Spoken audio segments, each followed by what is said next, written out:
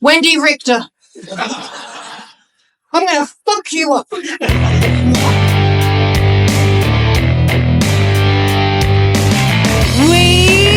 want Mina. Mamacita. Thank you, Trish. I am Medusa, always have been Medusa, and always will be Medusa.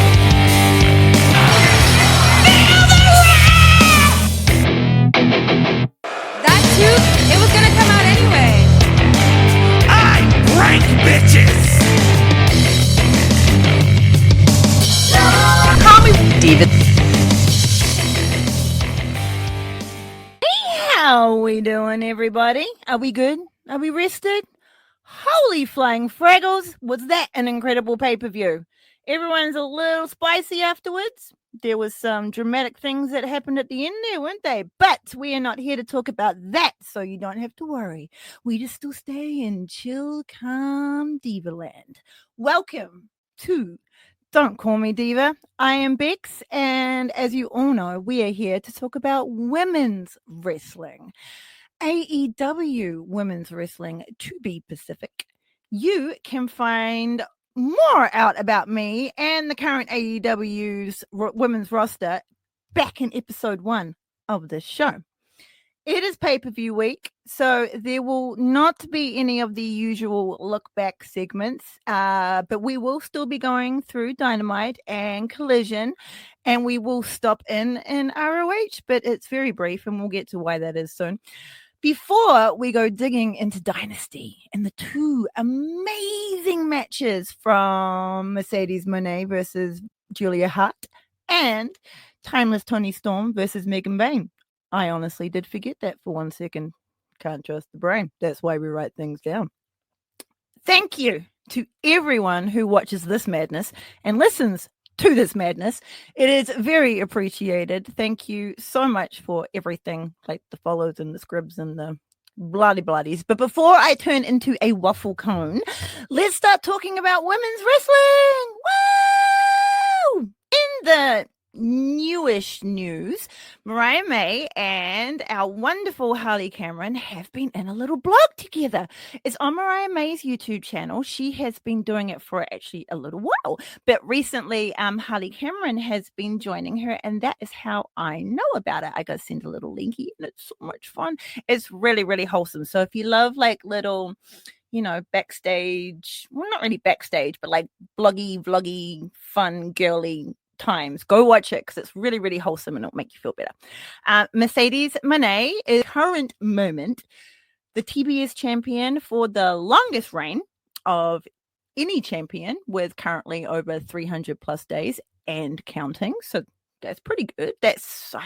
She's like surpassed Jade. Less matches, but time length is which is weird because I thought Jade was like champion for a really, really like over like year kind of thing, but hey, obviously wrong. That's why we like news. Also, very, very big news that we found out about, which was super, super cute. It was on Chris Jericho's podcast, if you want to go listen to it.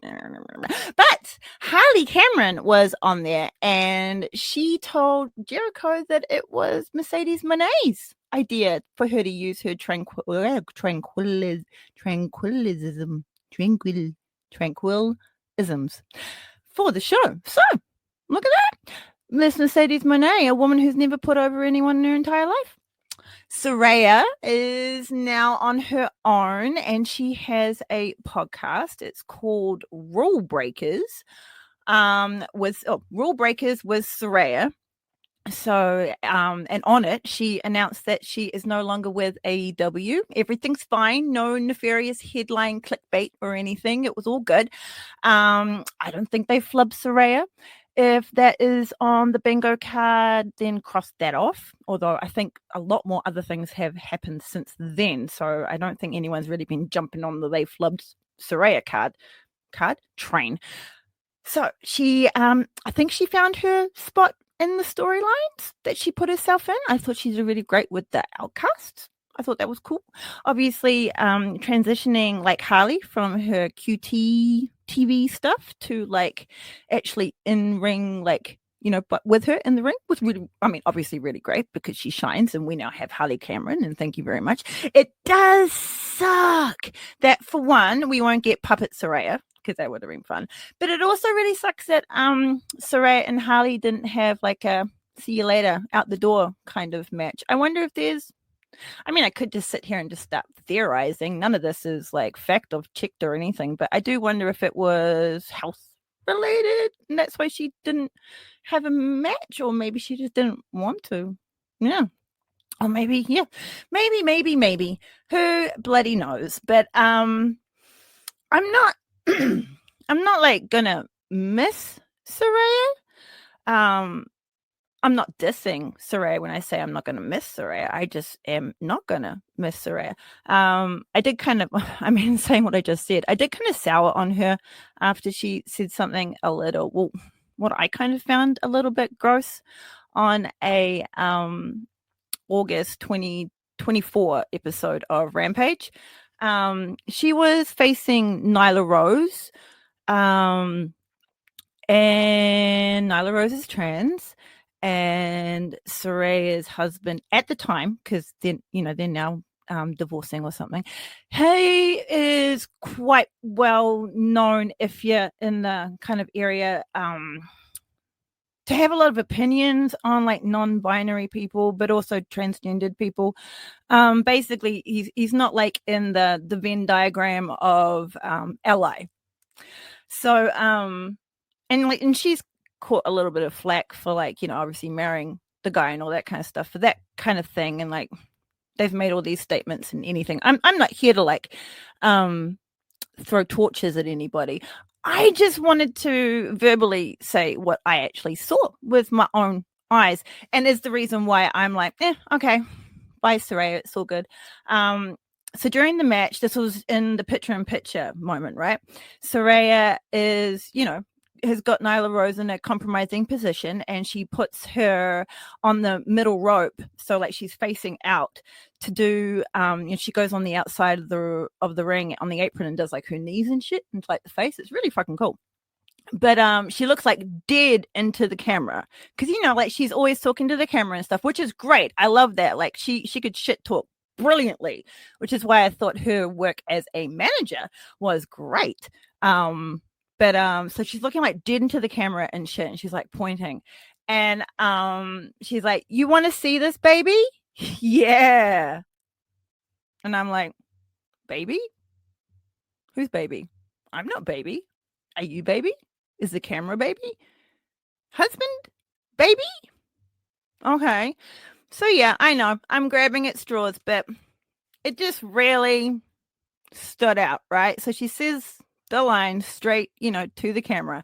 "You want to see this, baby?"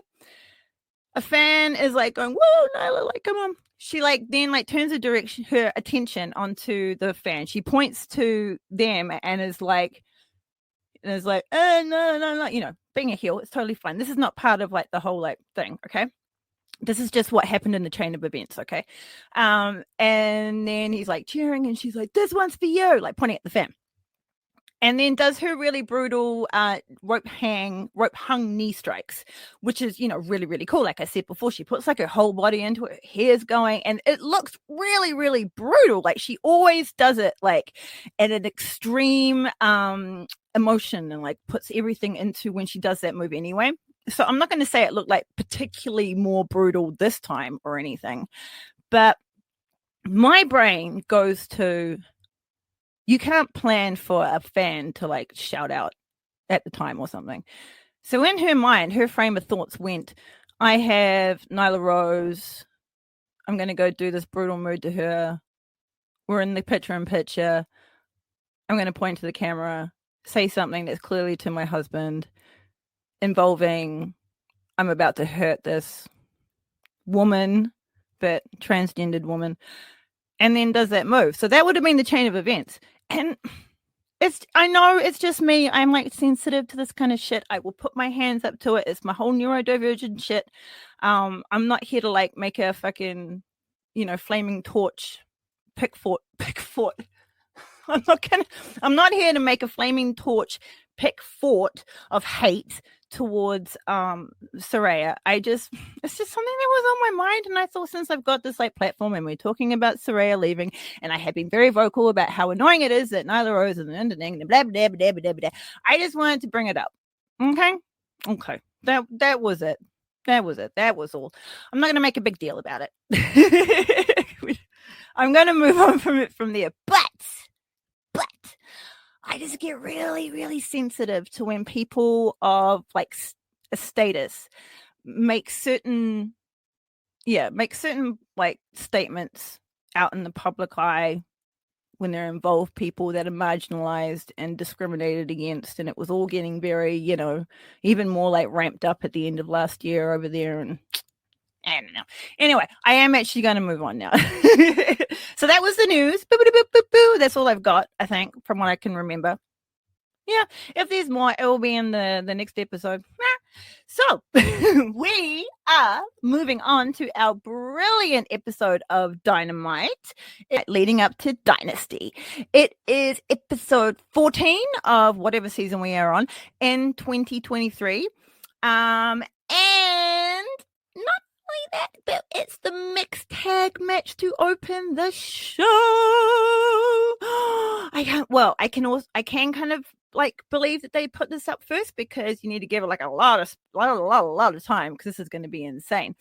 And I have been noticing that certain little parts of like the beginning of Dynamite sometimes leak themselves into the end of Dynamite, especially when it involves Swerve Strickland and the Death Riders and Hangman. And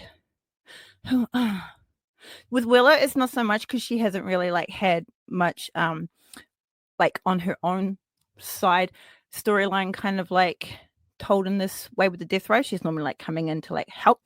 But yeah, I've been noticing that. So we are starting off with this mixed tag of awesomeness. Willow and Swerve Strickland versus Marina Shafir and that dastardly man Moxley. It is also, of course, a Tornado Jones tag match. And for those of you who don't know, a tornado tag means that it's basically just a fucking free-for-all. You don't have to be in your corner. You don't have to be tagged in by your partner. You can just like go for anyone at any time. Double team, sweet. Male on female, sweet. It's like chairs, tables, like the whole fucking thing. Sweet. The only thing that is actually for the rules is you do need to pin or submit the dude in the ring. That's the only fucking thing you gotta do. So that's going to be very, very, very, very, very, very, very, very, very, very, very, very, very exciting.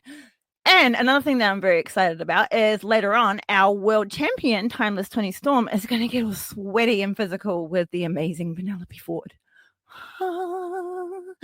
I will be gushing all over the performance of these 4 women. I'm just letting you know right now. You are prepared, okay? I freaking love women's wrestling. And this was some of like the most top tier stuff of like different like genres of different things happening. It's amazing. My girl Penelope Ford shined against the champion, she totally came out like really strong and resilient against her. Willow and Marina out of their match are like dangerous, full stop, like no bullshit, but they went absolute nuts during this match. Whew, both of them came out like fucking units. It was insane. Marina is excelling in her character. It's like, some might call it like a simple character, but it has all this like nuance from inside of her. Like you can tell that like when you look into her eyes, if you can for like a slight moment, because it's a little scary, you can see that she's like 100% like in there. And fuck me, for all I know, this might actually be Marina Shafir. You know, her being nice is probably just a facade. I'm not one to judge. But anyway, becoming Willow is fucking killing it. Like, isn't she like really goddamn killing it? Like this last year, like 2024 was like a real good year for Willow. And I can only see it like getting better, because 2025 is definitely the year of women's wrestling. It's in AEW especially is. And like event, like I can really see her quickly becoming like main event Willow, like the hero of our locker room could, very easily by like the middle of the year, like maybe around Halloween or something, be like up on like that top level. Like no shit. Absolutely no shit. Both of them also actually, or four of them actually, have been given free reign to be the woman wrestler that they want to be. They like with their promos and everything, you feel that they have more interest in what they are saying. They've had more input in how their character is being developed. So it just comes across just a lot more joyful and like if they want to be sexy, they can be sexy. And it's not an awkward sexy because this is I'm in control of my sexy. And it's just the whole thing is just full of like absolute free will equality. I couldn't be happier. Could not be happier. Like that's the kind of equality I want. I don't want this like fucking, I don't know, corporate equality. I want, absolute free will equality to be you, to do you. That's what I want. So getting into the actual show, we see the remarkable Renee Paquette finally get called out by Swerve. That's actually in the end of the show, actually. That's not at the beginning of the show. I fooked up, but that's okay. I fook up all the time, and you're still here, so thank you for that. We find out that on Collision, we will also have a fire tag match, but I will talk about that later because I've already gone way off track. Mercedes Moné, first off, gets a visit from the ever popular Muppet Moné and her handler, Harley Cameron. There was some intricate threads to storylines being played on this show. It was very brilliant. So we see all the way through like Harley and Moné coming back together. Muppet Moné is back. Mercedes is not as annoyed, slightly amused now, maybe getting maybe a little comfortable with Harley, perhaps. At first, I wondered if maybe this was a babyface kind of turn for our TBS champion, but Harley has been heel before. What if it's the other way around? What if Harley is going back to the dark side and Muppet Moné is the demon on her shoulder? Enough about that. Coming up to its 1 year anniversary of All In, we are just getting all the promos of excitement. Oh my goodness. And after this like pay-per-view, fuck knows what's going to be happening. What's going to be going on like this week's Dynamite is going to be all chaos, that's for sure. But woo! The fact that it is like only a 1 year coming up between All In and, obviously this All In, the storylines that are being built up from that All In to this one are like so deep. I can't believe it's like not even like at this moment being a year with like some of these storylines. It's ridiculous. They are so deep and intricate and have legs on them as well. Like you can flutter off away from like some of them and like people can go off and do their other things, but you still got that in like the background. Like you can see that with like two of the wrestlers that aren't going to be mentioned because they're male wrestlers, and I'm not going to get waffly on that one. But you guys know who I'm talking about. They're like just coming back in and there's this whole new level and it's so good. I am so lucky. I really, really am. I feel really lucky and privileged to be a wrestling fan right now who has been able to see all of this grow from like, word one, but like, from like everything. It's so fun to see. It really is. It's like you get like a little reward, and then like sometimes you get disappointed, and then sometimes like it doesn't pan out. Like I never got like what I wanted with the House of Black, but like I moved on and everything's fine. Everything's exciting. They've all got their reasons for everything. And I'm just going to stay on the train and just keep watching. Just can be very excited about it. We once again watched this Dynamite at a friend's place. The ones that we watched the last Dynamite at, which was awesome. They were hooked and satisfied and highly entertained by the end of this show. One little sidebar. One of my friends, he loves Claudio Castagnoli, but not in the way that you might think. He saw him at our place once, and Claudio did the big swing, and it blew his fucking mind.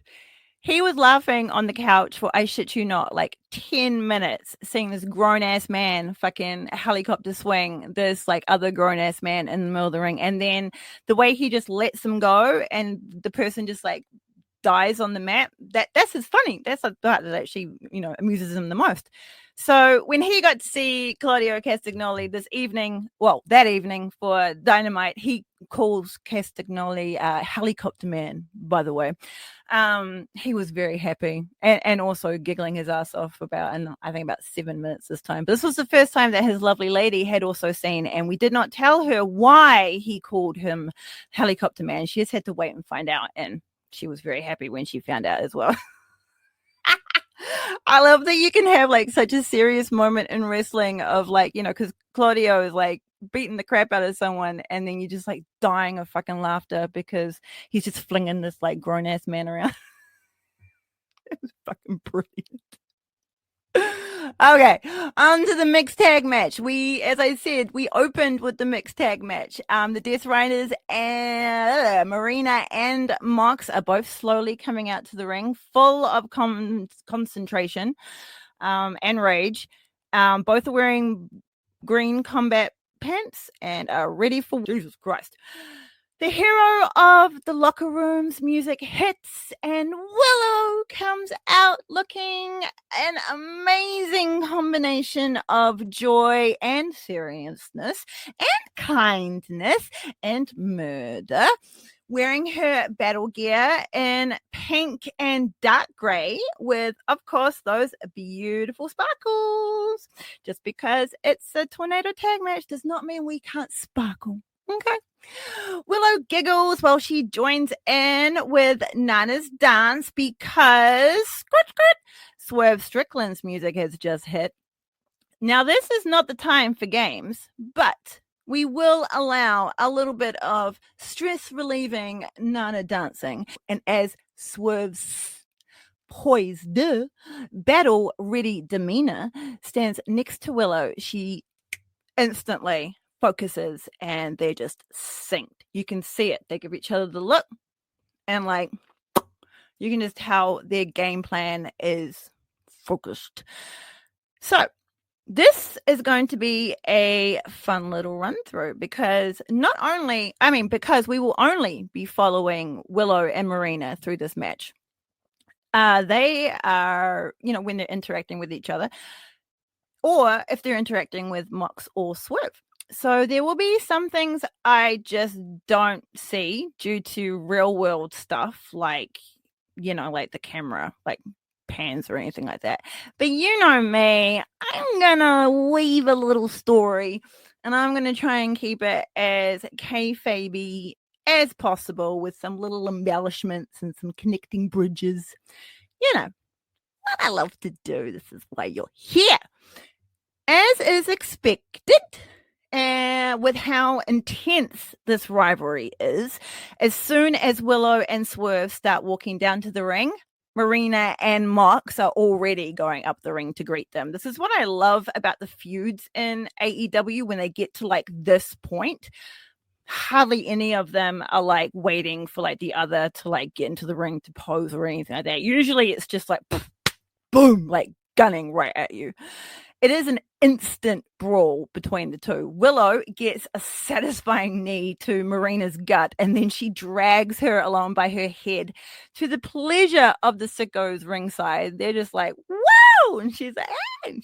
She's just loving it too. I think she loves a little bit of torture. While the crowd is going wild with Swerve's house, Willow throws Marina into the side of the ring, making Marina double over with pain. Willow has managed to deactivate Shafir for at least now, and she celebrates the early domination with the fans. A little bit premature, but she's having fun, like I said. I mean, I understand the feeling of like being, I've like gotten some licks, we're all pumped, everyone's behind me and all this kind of shit, but Marina ain't dead yet, Willow, and she's dangerous, so come on.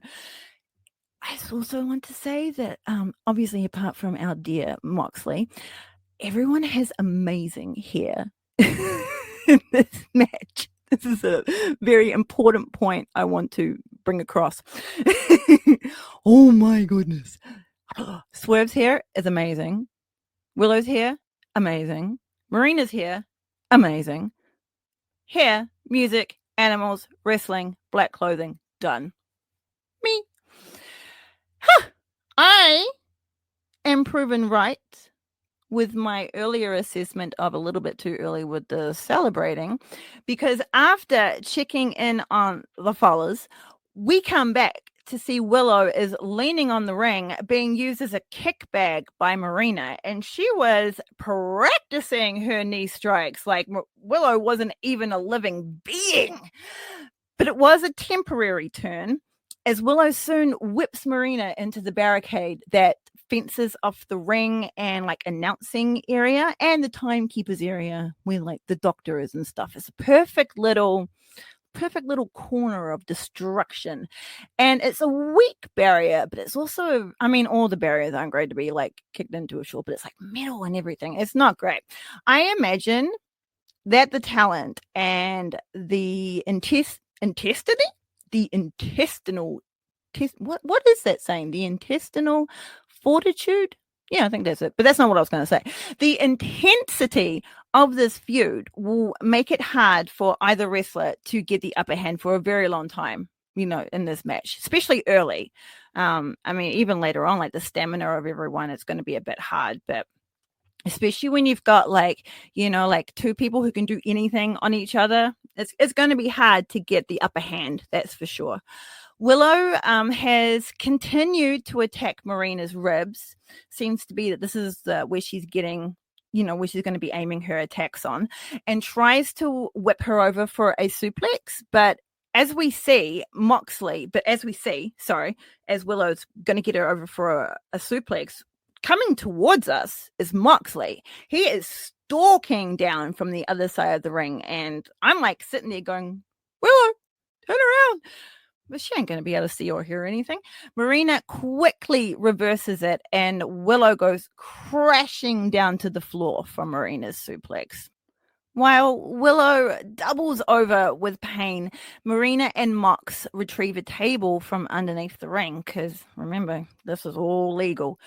The one way to definitely get a live crowd worked up is to guest star a table in your match.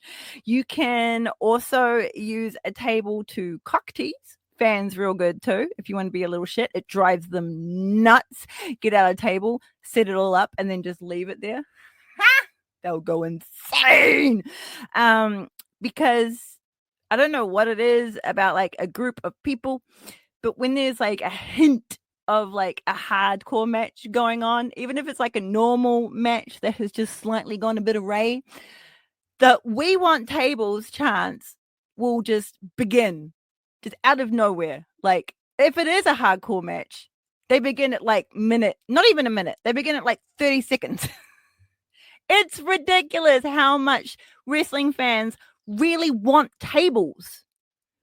Whew! It cracks me up. But when they do it like 30 seconds, and I wish it was 30 minutes, 30 seconds into a tables match, it's like, guys, stop trying to pre-ejaculate. Just let it fucking rise, okay? Do some fucking foreplay, for goodness sake. But once this particular table is set up, Willow pounces on Marina from off camera, and Marina gets a stiff forearm to the face. Marina is once again sent into the side of the ring, and it looks like I said before that Willow is definitely targeting those ribs of Shafir. Willow rolls Marina into the ring, and suddenly the bell rings. So this is a concept I hadn't even thought had not happened, but it seems also in a tornado tag match, you not only have to end the match in the ring, but you have to start the match in the ring. And apparently no one in the match had decided to do that until now. So now the match has finally begun. While Willow tries to get some power moves in on Marina, Shafir twists and turns her body whilst still keeping control of Willow. And Willow finds herself at the absolute non-mercy of Marina Shafir's judo. Now, I think I would have mentioned this before in like the rundown, but it seems like Marina has been like really adjusting and tweaking her judo to adjust to the pro wrestling style of things, like not necessarily what she does, but how other pro wrestlers move and what they would do. Getting even more dangerous here, people. Willow has absolutely no choice but to follow her body, or else her arm is going to be dislocated in a second. Ugh, and I have weird heebie-jeebies when it comes to that kind of shit. I don't know. Ugh. Marina scrambles to gain control of Willow's head because she has slipped out of her grasp. She is unable to, and is instead powered into the corner by Willow, who then plants her there with an echoing chop that made the entire arena wince with pain. Whoo, damn, because it was so quick from Willow going from being like all like tied up in Marina's judo and being like, damn, fucking hell, the hell's she going to get out? So like she just has got this, like the intenseness of this fight has just like ramped her up, and she was just able to power out, and then she just fucking went. She gave her a bitch shut up chop. Whoo, it was rough. We are in Illinois. By the way, it is a place called Peoria. Peoria. It's a really simple thing to say, but I knew I'd get it wrong. Peoria. Yeah, Peoria. You were all great.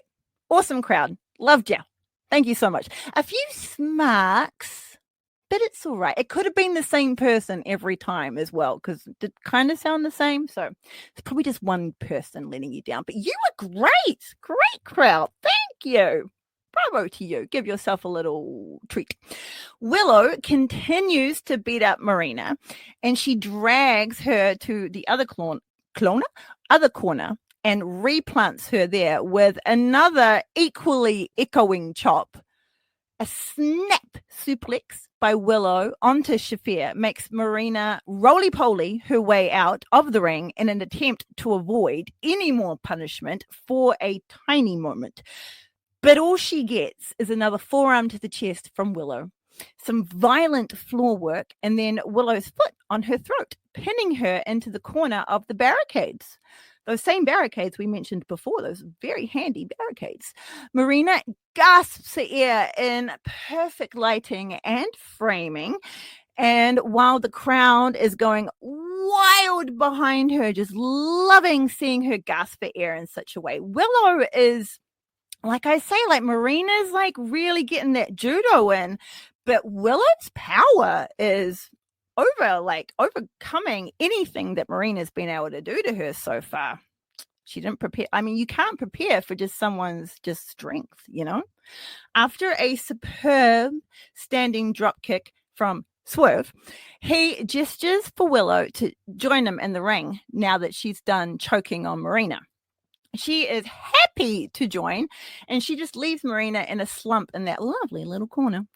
They double team on Mox with a backbreaker from Swerve, and then Swerve holds Mox in place while Willow flies at him with a shotgun dropkick that turns Mox absolutely inside out.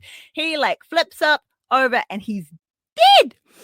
And Willow and Swerve keep up the double team attack on Mox while he holds himself up in the corner of the ring. Both wrestlers slam their bodies into Mox. Swerve gets the assist from Willow and she whips him into Moxley with full force. Swerve then snapmares Mox, then crashes down onto his back with his diving European uppercut. Very cool. Very, very cool. While these two start showing off their moves in the middle of the ring, another little bit of, hot dogging, which was also a little bit too early, Marina springs into action and pump kicks the boogie right out of Willow. Willow gets hung over the middle rope and Marina uses her leg to push down on Willow's shoulders, just casually choking her out on the ropes. But it's just for a minute, as next minute, Marina flings Willow into the corner and gives her a stinging chest to the chop to the chest of stingingness. That was a little bit of payback from before. While Swerve, on the other hand, gets thrown over the barricade into the crowd, Marina is once again using Willow's body as a kick bag. Moxley is making his way into the ring, which is a little worrying. He sees a perfect opportunity to embarrass Willow in front of the crowd, and he directs Marina to choke Willow again, but this time to face the crowd while she does it. And Mox just stands there hurtling abuse at the crowd while they're like facing her and she's screaming and she's choking. The fans absolutely bite, by the way, and get insanely loud with their barrage of abuse back. Once again, crowd, you definitely played your role, especially during this match. Thank you so much. You just really gave it to Mox because that was not on. Willow is gasping for air, but Marina just gives her a second to do it in because very soon Marina is once again using Willow's body to practice her strikes on. Mox, seeing Swerve is still down, gets in Willow's face, talking shit, whilst Marina continues to give her a bash in the corner. It's very bullying tactics. I was not a fan. Willow, though, comes back at Mox with a heavy slap to the face, and everyone everywhere losing their watching this loses their shit because finally Willow has fucking slapped him in the face. Willow versus Mox, last man standing match. This is what I want. Fantasy booking right now. Give it to me, or I'll just write it in my head and we can just have it that way. But give it to me now. Mox walks away, muttering to himself the way that he does, as Marina continues to take her revenge and beats on Willow. How dare she hit Moxley? Circling back, Mox grabs Willow by the head and puts her in a front headlock, about to put Willow in one of his finishes. Either it would have been the Death Rider or his lifting underhook brainbuster, which is the lifting underhook brainbuster, or the paradigm shift, which is a lifting underhook DDT. So they both start the same. Both are devastating, but I'm not quite too sure what one he was going to go with. But thank goodness he couldn't, because Swerve finally, well, not finally, I mean, he was thrown into the crowd, but he has been able to finally get back into the ring, and he grabs Marina and lifts her up, suspends her into the air for his finishing move, the big pressure. 1-0, which is a half Nelson wheelbarrow driver. So basically, if you need to envision this, it's like Swerve has Marina back to his back and like a kind of like a front kind of backpacky kind of thing, and her like arm is all like back here, like, well, yeah, audio means behind his head with like his arm around it, and he's basically like got his hand behind her head too, so it's just going to be like a full-on pancake, like kaboom, like full-on death. So those two are standing there. Swerve's got Marina in this compromising position. Mox has Willow in hers, and we're just at a standstill. Mox has like completely stopped what he's doing. He is conflicted, but because Marina can like just look at him, she's like looking over to him for the side, and she is just screaming at him, absolutely screaming at him to just do it. Just do it. She doesn't give a flying fuck. She is screaming with her whole body for Mox to just do it to Willow. Just do it. Do it now. Like, she does not give a flying crap about her own predicament. She is only concerned with the victory. Purely, I think she's only concerned with Mox's victory. I'm not saying there's like a lust there at all. No. There's like a full on, like, you know, like full admiration. Admiration. It's a bit more than that. Like, I don't know, like when you think about like old like kung fu movies, and you've got like the master and the yeti, you know what I'm talking about. So as Marina like finally just screams at Moxley, fucking do it, Mox caves and releases Willow. I would have thought they would have done it, but no, apparently that actually made him turn them off. Marina is also in turn released, and she just falls to the mat, kind of exhausted, because that was also a really rough situation to be in. Willow recovers quickly, and she pushes the arguing Mox into Swerve, who bumps into Marina, and all the fellas roll out of the ring. The two Wahine are now left alone in the ring, and they go straight back to hurting each other. Willow gets the opening and starts wailing into Marina with multiple shots to the chest, but is fucked when Marina uses her judo and hip tosses Willow down to the mat. Sidebar, Taz is in his element right now. Oh my god, he is loving calling all these like judo moves for Marina and just watching her like just pull it off in the ring in such a cool fucking way. Holy shit. I mean, I would like on like a nice soft squishy mat, I would love to be hip tossed by Marina, not in a kinky way, in a pure like, I just think it would be really fun just to be like, I don't know, like you're on your feet and you've like got complete like control over your body, and then like in like 5 seconds you're like whoa, and you're just like completely like on the ground, like whoa, now I'm over here. I don't know, it just seems like fun. Anyway, Marina then does one of the coolest fucking things ever. I rewound this moment heaps because it was so freaking cool. And I'm going to try and explain it to you now. Okay. Without over-explaining it. But when have I ever not over-explained anything? Willow is on her back facing Marina on the mat. Okay. Marina grabs Willow's leg, wraps her leg around it, rolls herself forward into a cradle, but it's not. Marina is doing a full roly-poly while her leg still has Willow's trapped. Marina has taken control of Willow's head also. So while she's gone forward, which is past Willow, she kind of like just grabs her head at the same time. Like you're going to go in for like a cutter, you know, or a stunner. Sorry. But you're like also wrapped up and in a rolly on the mat. The result is Willow gets kind of catapulted forward while her leg is still trapped, and she just goes poof, like straight on the mat. But it's like there is a machine in my mind. I have no idea what it is or anything at all, and I can't get any descriptive words to even like Google something, but there's like something in my mind that like takes something and then it like pulls it ever so slightly, and then the thing gets like flipped over and like slapped on the thing. But I don't know what that is. But that's basically what happened to Willow.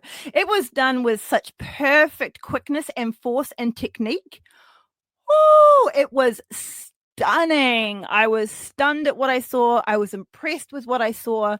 And as I like think about this move now, like maybe that's what I was thinking of. Maybe it's not actually like a machine.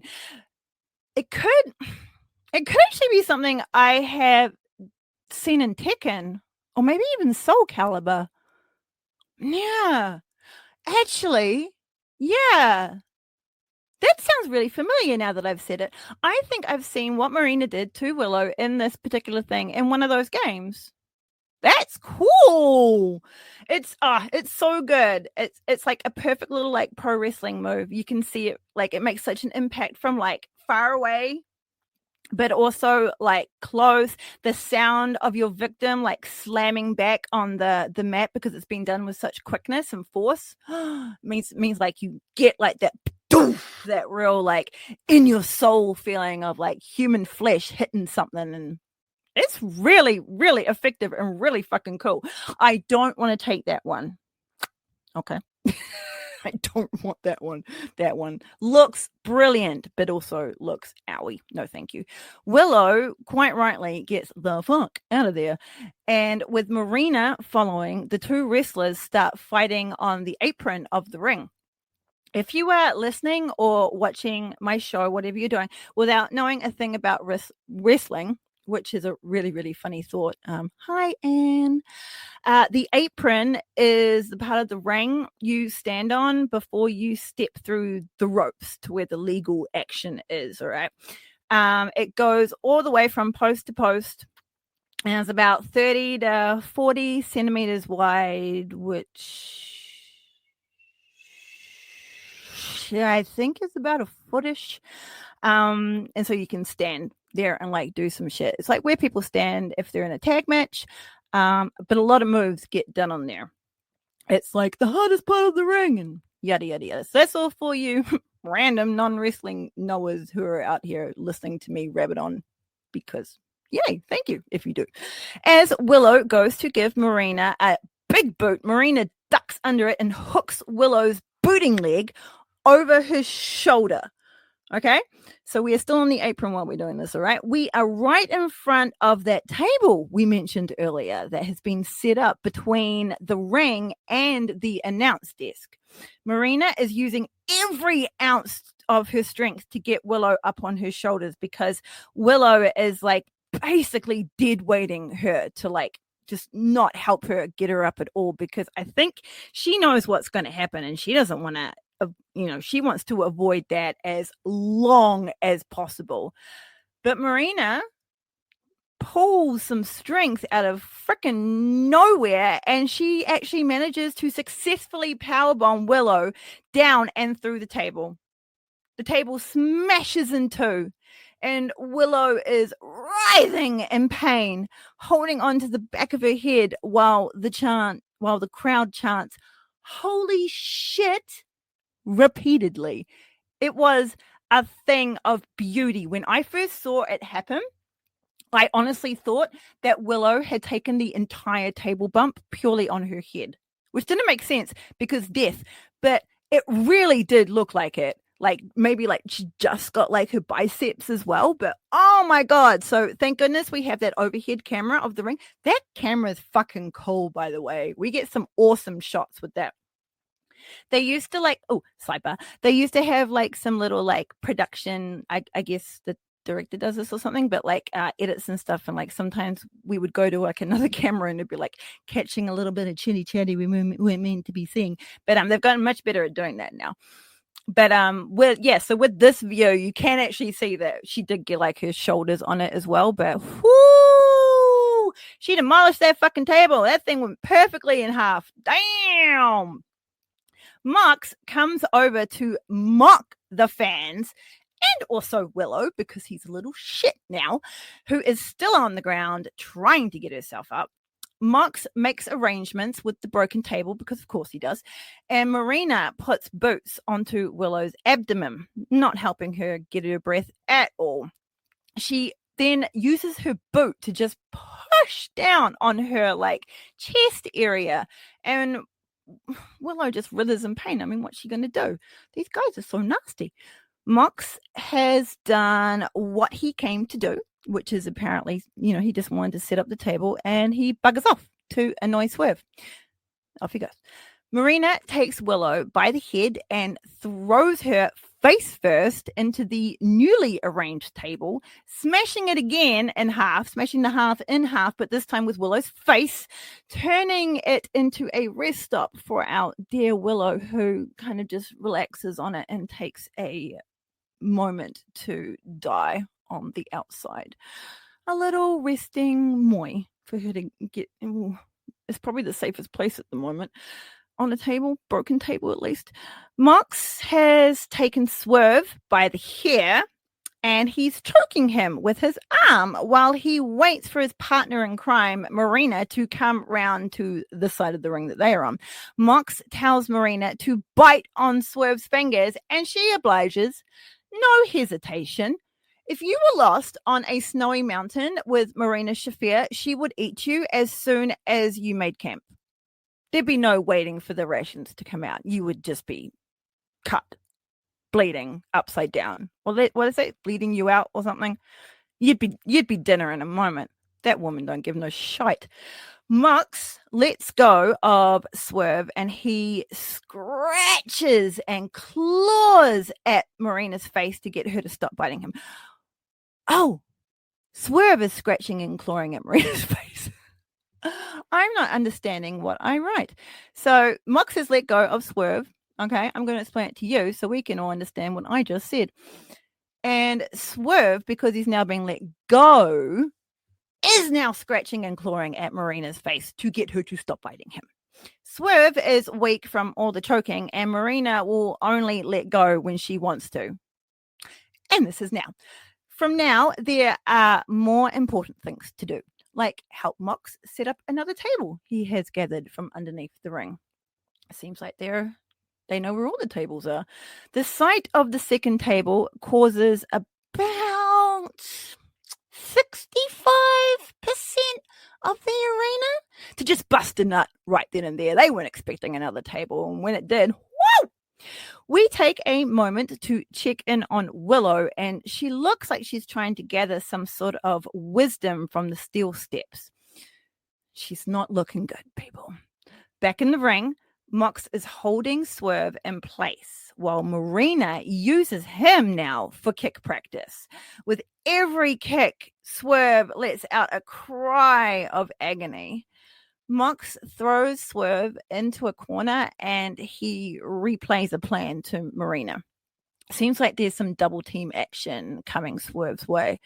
But Swerve was not putting his keys in that swinging bowl, and he swerves Marina's incoming violence, guiding her through the ropes and into the post. Oh, she guided herself through the ropes and into the ring post. Marina is quick, though, to get back into the ring to back up Mox, as he now has Swerve on the top rope. Marina runs in and gives Swerve a step-up knee strike to the face, which is like a step-up enziguri, I think, then climbs the ropes, and she digs her own nails into the former world champion's back, just dragging them up his spine. Not in a kinky way at all. Mox gets up and he joins in the scratchy backy fun. Both wrestlers are now up on the middle ropes, dominating Swerve, who's just sitting on the top rope there. They both have their nails and they are just dragging them up his back. They switch it up and look like they are about to do a double team on Swerve to the mat. But Willow's here, the hero of the locker room. She's returned to us. The wisdom of the steel steps has given her a plan. She instantly sees what's happening and races over to Swerve's aid, because unfortunately he is still going to end up on the mat, but it's just going to be a slightly harder way. The Hard Way, pod by Brett Michelle on YouTube and every pod thingy. Everyone in the crowd is on their feet. Willow takes no time at all to get into position. She has a plan. She gets herself between Mox and Marina, the Babe with the power bomb. Oh, and then Babe with the power bombs them to the mat. So okay. Two people on either side. Swervy's in the middle, okay? She shimmies herself between the two people standy. They're not facing her. They're facing outside. She paid with the power bombs, every single one of them. And they take Swerve with them. And all three of them just land in this massive heap in the middle of the ring. I am going to take a moment to appreciate the absolute magnificence that is Willow Nightingale in this moment. She didn't fluster. She didn't take her time. She just saw something had to be done, went right in there and fucking powerbombed them. It was brilliant. Willow takes no time at all to get into position between Mox and Marina. She has a plan and she is going to execute it. She gets them both, adjusts herself very slightly, and she with the power bombs them down to the mat, and they in turn are still suplexing Swerve, by the way, so he also goes flying, but everyone hits the mat with an echoing thud, and the whole arena just erupts in frenzy. It was a thing of absolute beauty, and you don't ever see that kind of strength displayed by a woman that often, so I was a big fan of that. Willow is still in this, but she needs the ropes to hold herself up as she catches her breath. Mox and Marina gather themselves in the corners, but they are going to be able to combine, their strength this time, because they're going to have to. Willow probably has about 15% more strength than both of them at this time, and she goes to work beating out those numbers out of Mox and Marina. She slams her body into each of them while they're trying to recover in the corners. Marina is then whipped into Mox by Willow, and then Willow slams into both of them, then boots the living fuck out of Marina's head with a stiff kick. Mox is still lurking. He grabs Willow by her beautiful hair, but before he can do anything, Swerve and his knee comes flying in out of nowhere. Thank fuck he didn't need long to recover, and he just takes Mox out before he can once again try to do dastardly deeds on our beautiful Willow. Mox is trying to recover in the corner, but Willow has rage boosted herself up, and with a battle cry, she runs full steam at Mox and cannonballs into his limp body. Mox says, "No, thank you," and rolls his ass immediately out of the ring. Swerve goes to tend to Mox. Willow deals with Marina, and she slams Marina into the mat hard with an excellent spine buster. A high stack, and Marina rolls out for 2. Mox comes to the ring pretty quickly. It seems Swerve couldn't keep him down for too long, and he just throws Willow out of the ring. The guys go at it. The guys go at it. And Marina removes herself from the ring by slithering to the floor, because she's quite fucked by now. Willow is back in the ring now when Mox is choking the shit out of Swerve with his Falcon Arrow into a rear naked choke. This was perfect. This was perfectly done. The little Falcon Arrow, you know what a Falcon Arrow, and then when you get down and then just right into the rear naked choke. If I had the talent, I would fucking yoink the shit out of that. It doesn't have a name as far as we know, but I mean, it's just a Falcon Arrow into a rear naked choke. But if he combines those into a thing more often, he totally should come up with some cool ass name for it, because that's a cool fucking move. Marina is also up, and she stops Willow from breaking the choke like she wanted to. Willow retreats to the corner, and Marina follows her with her feet and palms, wearing Willow down into the corner with just a barrage of shots. Marina is attempting to apply some sort of leg scissory choke thing on Willow, but Willow has some extra reserve, and she has pressed that turbo button, and she boosts more power into her legs, and she uses Marina's now body position against her. Adjusting for a slight second, Willow now has Marina in a powerbomb situation. She lines herself up perfectly where she last saw Mox and Swerve. And even though there is this human torso in her face, she perfectly slams Marina down onto Mox, breaking up absolutely everything. The crowd start chanting, "This is awesome," which is very appropriate. All 4 wrestlers take this moment to die and reboot again, enough to instantly start attacking each other again. Marina is judoing all over Willow. They roll out onto the floor. Everything is chaos once again. Marina is slamming Willow into the guardrails, and then right when Swerve goes to connect his boot with Mox's face, Marina pushes Mox aside and takes the house call from Swerve right there in her face. Marina is out.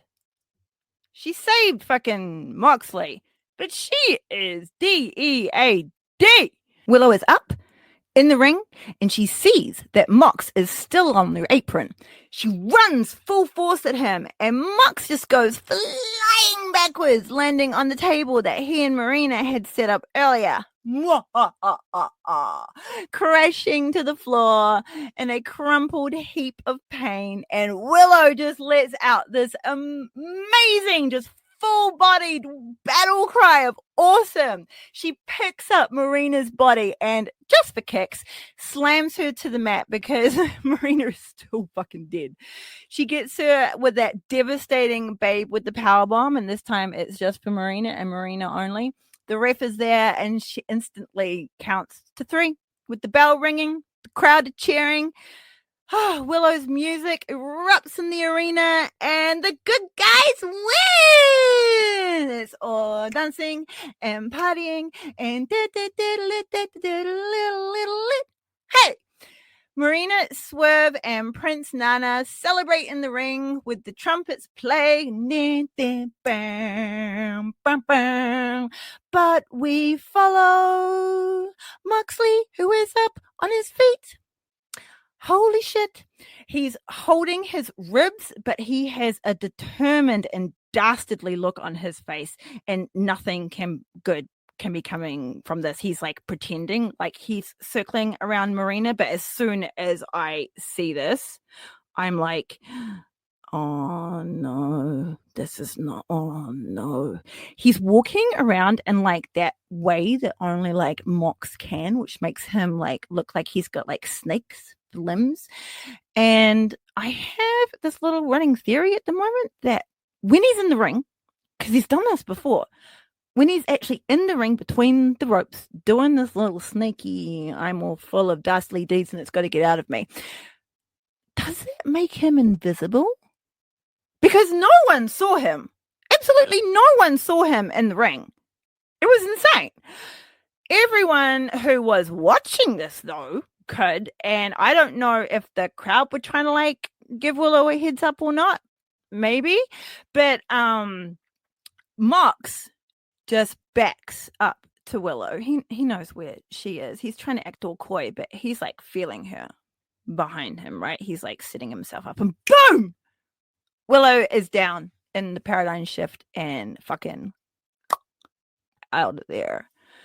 Everyone in the arena just turns on Moxley, booing the utter crap out of him, calling him an asshole in unison. Marina has dragged herself to the guardrails, heading towards the corners that they always use to exit in most situations. And Mox just has a shit-eating grin on his face. He's like, he has no pride qualms when it comes to that kind of stuff, you know? That doesn't eat at his morals at all. He says he has morals, but I just don't know on what planet they're on. Willow stays flat on her back in the ring. She's awake, but very hesitant to move. We all have a rather concerning, 3 minutes or so, as the doctor who sits ringside is now in checking on her, and everyone's concerned. We don't know what happens. We fade to Marina, who's walking out on her own volition, but she is using Mox to help keep herself up. And then we fade away. Shay, I'm having a smoky break. 1 second. Cool. Yeah. Good timing. I'm rolling up right now also, so hold on. Great I'll minds pause the think stream alike. for a second. Those stays fun. Oh, no. We're live.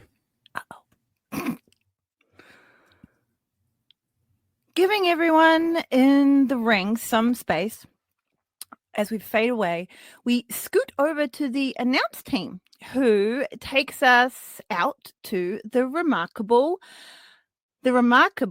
hasn't had to answer for her crimes yet, Renee Paquette, who is mediating the exchange of penance between Dax and the ref he yelled at and shoved, and himself and Cash, who looks constantly sullen through the whole thing. Renee is casually chic in pink. It seems that pink is her, if I'm in order, her spring color is pink, apparently. It has like little decorated with tiny roses and paired with crimson leggings, which is a choice, but she always looks amazing. They do a lot of stuff over there, but we will just move on. At the pay-per-view Dynasty, the Owen Hart Cup will have its first matches, and both brackets get announced now. Coming in from the left-hand side of the tournament, we have Jamie Hayter versus Billy Starks and Thunder Rosa versus Chris Statlander. Ooh, they have done our girls dirty in this, haven't they? A little bit of shady booking on that one to put those two together in the first. So one of them is going to have to like eliminate fucking someone's dream, and then they're going to be like real mad, and that's just not going to go great for them. And I thought everything was going to be fine in friendships, but maybe not. Chris and Thunder, two women who have encouraged the success in the other, now have to fight each other. On the right, and this is where like one of the ones from like the Monet and Julia Hart are on the right, and they're the ones that we're going to be seeing at Dynasty.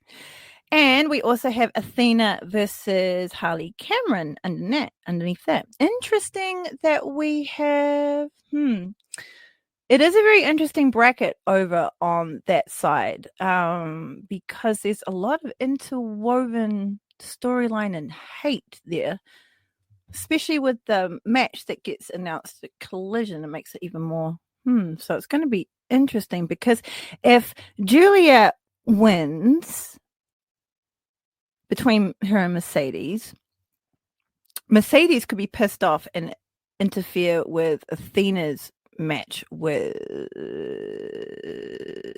Harley Cameron. But I just don't think that's going to happen. I really don't think that's going to happen at all. And I don't think that Harley is going to beat Athena. Not like straight. Like if what's happening, then what I was kind of like, fantasy booking before about like maybe Harley going to the dark side again. Maybe there's some interference there.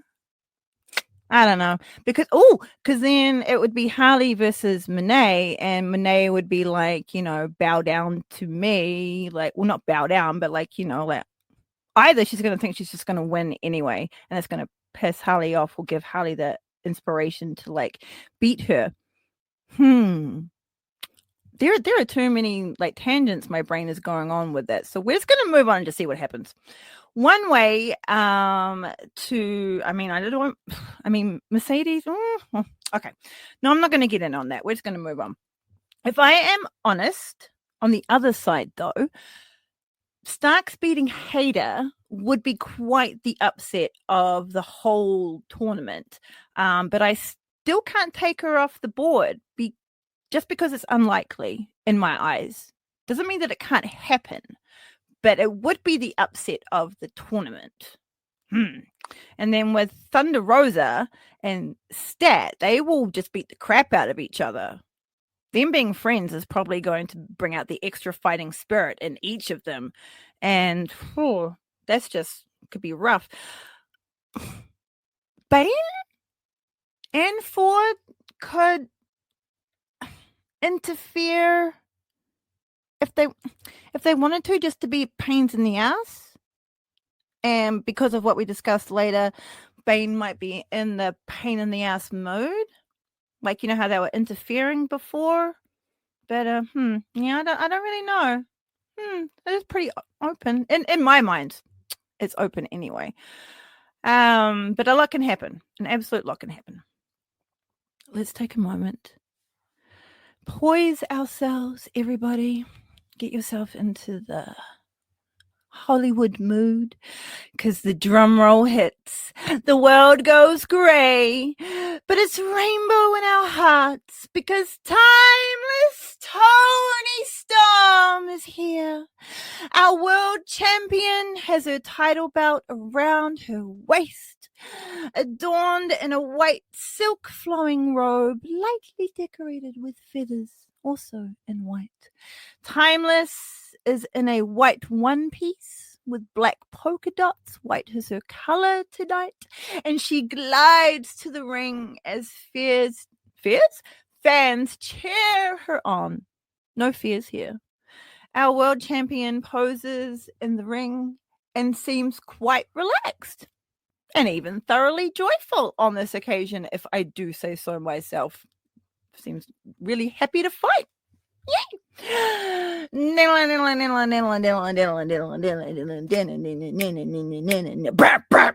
Penelope Ford is entering the building. Here she is, people. The one, the moment. Penelope motherfucking Ford is here. She's a super bad girl. She is in the gear that we love.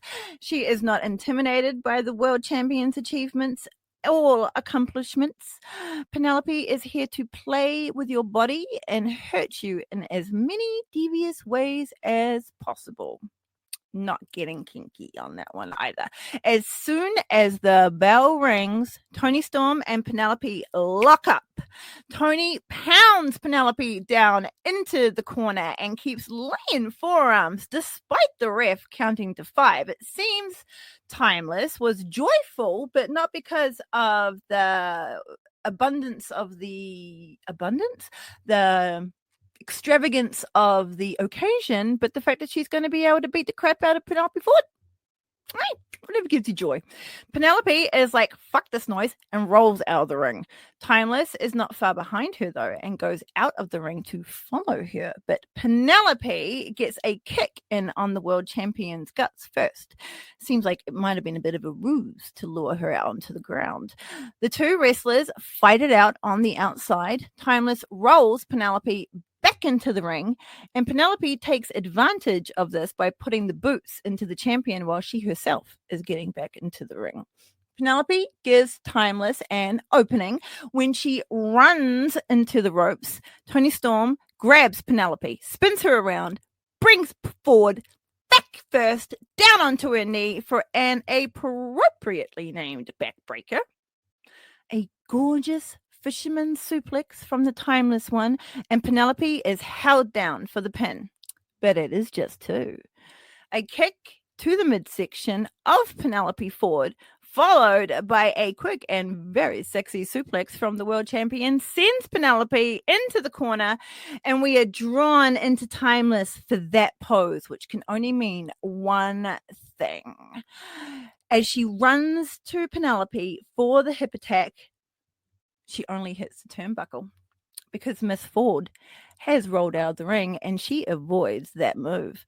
Penelope is quick and she brings Toni's jaw down onto the back of her head and then drop kicks Toni, who then rolls through the ropes to the intended safety of the apron. But as we say an awful lot about things that happen on the apron, it ain't that safe. Ground not safe.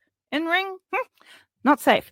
Apron, definitely not safe. Top rope, mildly safe. Penelope has a plan for this, and she springs herself over the top rope and lands knee first into Tony's back.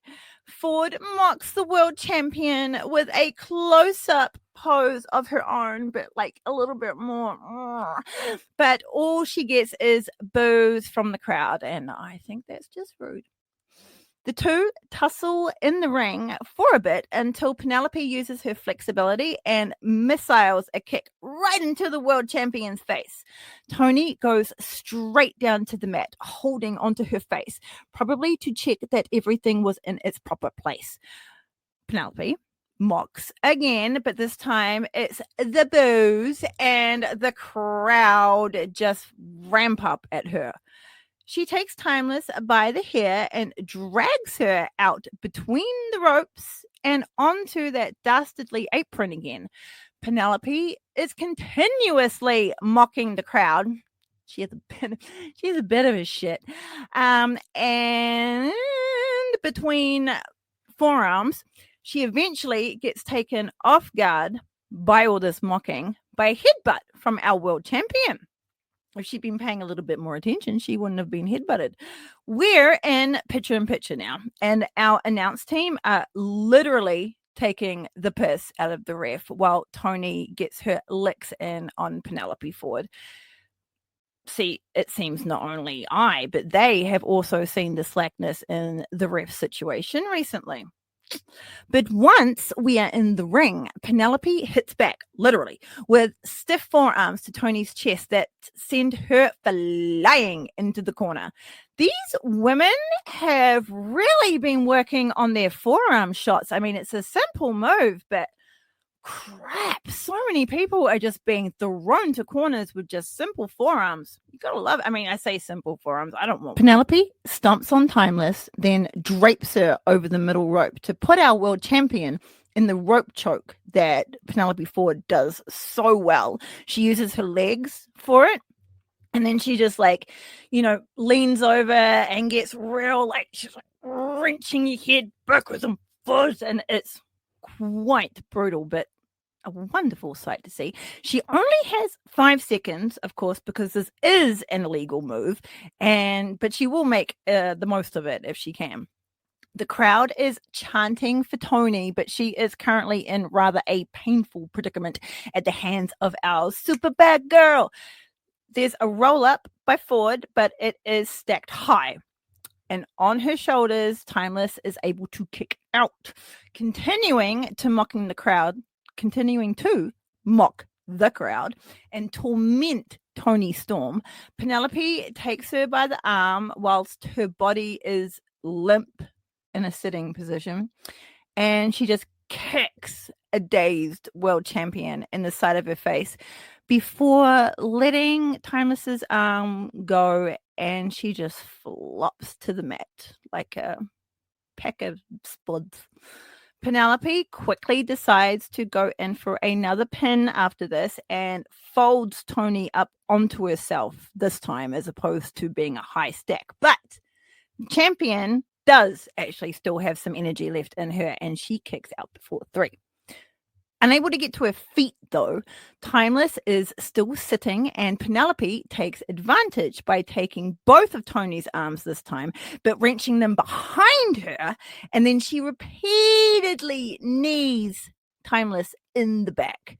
The super bad girl puts a rear choke on Penelope for a little bit, but then bashes the side of her head with her forearm at the same time. Changing tactics quickly to target a different area of Tony's body for an even beatdown, she just lays them in, and she's been choked and beaten. It's not good. Leaving Timeless's limp body on the mat, Ford performs her standing moonsault, and she lands it perfectly. It sends Tony's legs straight up in the air. Ford grabs them and then pins the champ. Is this going to be the 3? No. But it doesn't mean that Timeless has any more energy to fight back. It is quite insane how much Penelope Ford has taken out the timeless Toni Storm's stamina in this. So she kicks out at 2, but now she finds herself in a surfboard stretch. Penelope is grinding her knees into Toni's spine. She's now really working in on that spine. She really loves to dig those knees in. All the world champion can do is try to endure it, and she just screams out, "Oh my God!" Because, ow. Like, you just have like a little thing in your back when you're trying to lie down, and that hurts. Imagine having someone deliberately pulling you back and then kneeing you in the spine. That's not good. While we are still in this picture-in-picture, we get wisdom by the wonderful Taz, and he proclaims that a blonde will win this match. He's a smart man, that Taz, and he is not wrong. A blonde definitely is going to be winning this match. With a final push, Toni gathers all the strength from the cheering crowd because they are like fully behind her now. They are sending everything to her to try and get that stamina up.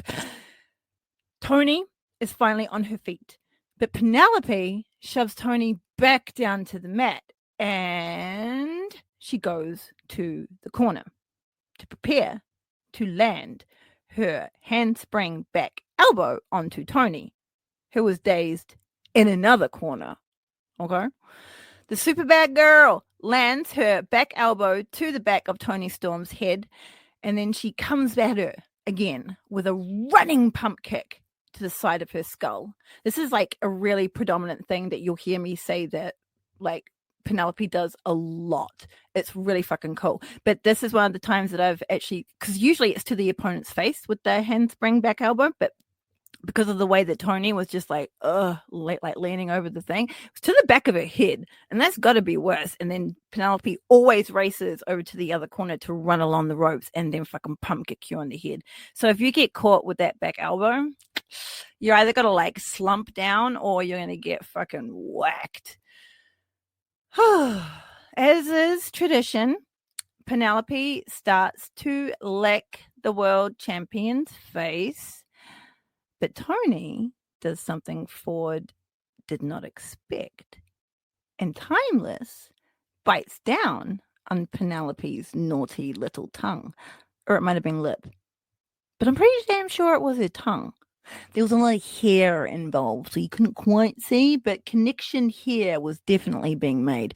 The only thing Ford could do to get Toni not to bite it off completely was to give her a stiff elbow into her stomach, and she starts laying in forearms to Toni's chest for good measure. So even though she's had her mouth almost completely destroyed by Timeless, she was still able to overpower her with these fucking hits. But this exchange of forearms with the crowd behind everyone, Timeless turns on Penelope and just starts laying forearms into Penelope herself. You with me? Timeless gets a barrage of forearms in until Penelope stops everything with a knee to Toni's gut. It's insane how like quickly Penelope can just stop this offense from Timeless with like just a couple of like power moves. I mean, good on her for like getting them in while she's being pummeled.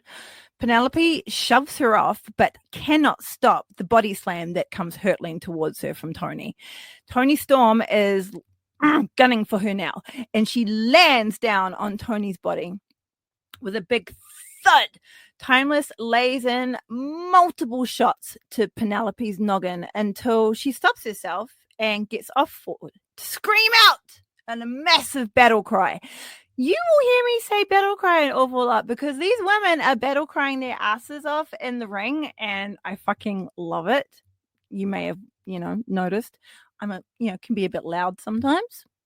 Toni repeatedly taunts Ford to come in to attack her, but every time Penelope does, the world champion takes her down. Penelope now finds herself down and hurting from all of that in the corner. Prime for Toni's famous and highly effective hip attack. Timeless hits sweet cheek music, if you need to know anything about that, head up RJ City's AEW episode with Rockstar Tommy Storm, and you'll get that reference. She pulls Penelope out of the corner and plows her head into the mat for a DDT. Tony goes for a weak pin, to be honest, and the super bad girl kicks out before the ref can hit the mat for 3. DDT and one hip attack did not do it. Penelope is close to the ropes, but she is still in trouble as Tony Storm pretzels Ford's legs into her own, twists her body, and now has Penelope Ford in a choke. Penelope stretches out her arm and eventually does grab the rope, but it was freaking close. She almost tapped out. Timeless is frustrated and has a few spicy words to the ref, but she soon gathers herself and focuses back on Penelope. Ever the professional is our world champion. Penelope turns the tables, though, on the champion, and she just throws her out of the ring. Timeless tries to get back in, but Ford grabs her head and pulls it down onto the ropes. Timeless lands throat first and is catapulted backwards. Staggered, but still on her feet, Timeless Tony Storm is soon the landing pad for a flying Penelope who comes off the ropes with a moonsault. Not off the ropes, off the apron with it. See, a lot of shit is happening on this apron. She lands on top of Tony Storm, but she is quick to her feet. Not even the fans can stop themselves for cheering for that one. It was absolutely glorious. Anytime anyone can land like a moonsault onto someone else and then just stand up and be like, yeah, bitch, I did that, is like, whoo, that's amazing. On her feet, Penelope looks out at everyone like, I am that good, and then turns to throw the Timeless one back into the ring. Tony rolls in, and the super bad girl gets herself in there as well. Penelope picks our world champion up and hoists her onto her shoulder with ease into a fireman's carry. Like, Tony isn't massive, of course, but Penelope isn't massive either, and I was really impressed by this strength. Penelope not only could lift her up, but for this little move that she's going to do, is going to be a gut buster, and you've got to like lift the person up a little bit so they do a mini like little fly.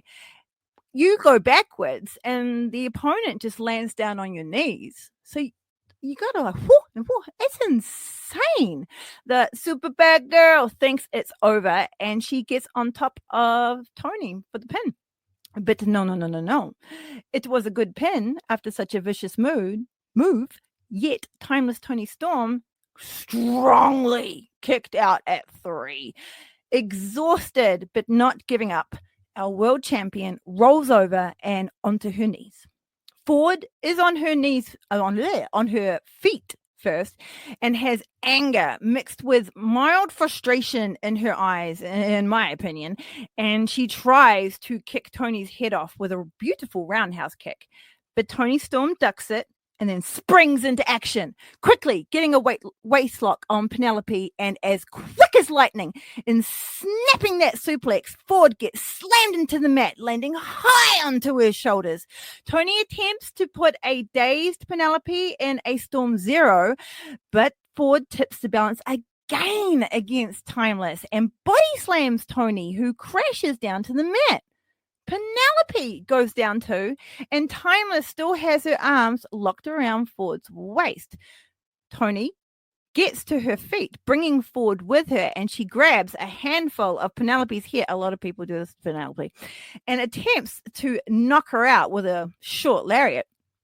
The super bad girl's instincts kick in, and she backbends to avoid the lariat, going into her stunner, but it's pushed off by Tony Storm, because Tony Storm has seen this many a times, and it wasn't pulled off as quickly as Penelope would have liked either. So this little stutter in time got her in the move real quick. Was able to give Tony the amount of time to push her off. As Penelope comes back at Timeless off the ropes, she gets a boot to the gut and is soon out for the count. Gets pinned by the world champion. And this is the 1, 2, 3 right here. Ding, ding, ding. The crowd erupts in cheers. Those who were not already get to their feet, and our battle-hardened champion is handed her title belts, has her arm raised, and it's victory! Our champion is absolutely stoked as she acknowledges her crowd, thanks them all for standing behind her. It is not over for Toni Storm, though, as Bane walks out to the entrance stage to make sure the world champion has her mind on her, where she thinks it should be. Megan is breathtaking in white, from winged headpiece to figure-hugging dress. She's in a dress tonight, people, accessorized with delicate pieces of gold jewelry. Woo!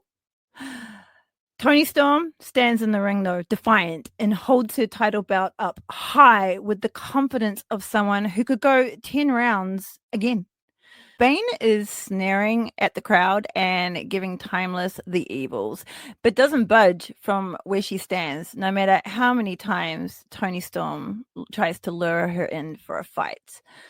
A little unsanctioned fisticuffs before the big batch at Dynasty, perhaps? Nah. Bane only moves ever so slightly to assist Penelope, who has finally made it up the ramp to her side whilst clutching her ribs in a lot of pain. We leave the champion in the ring, holding the title belt up still high as we fade to the black. No, we fade to back. No, we fade to the back. There we go. Where Willow is getting a lovely little massage on the back of the neck. And the remarkable Renee Sleeping Dragon Paquette has some goss on the situation. She's distracting me now in my own notes. Renee asks the worried, enraged, and always handsome former world champion Swerve Strickland if he has any update on Willow's condition. Swerve puts Willow over big time, calling out her power, strength, and his absolute faith in her ability to take Mox on if needed. Seems I'm not the only one who wants a hardcore match between Willow and Moxley. At the mention of Mox, Renee's mouth twists with disapproval, because you can bet your bottom dollar that I have my eyes peeled on that woman's face. But I don't need to tell you that, do I? You already know I have my suspicions. And you know why? Because it makes a fun little lore. And I love making up lore. After Swerve delivers his passionate death threats to the Mox through the camera, a slightly miffed Renee tells us that we will do our best to keep us, the fans, updated on Willow through the night. Now, that wasn't my fuck up. That was Renee's fuck up.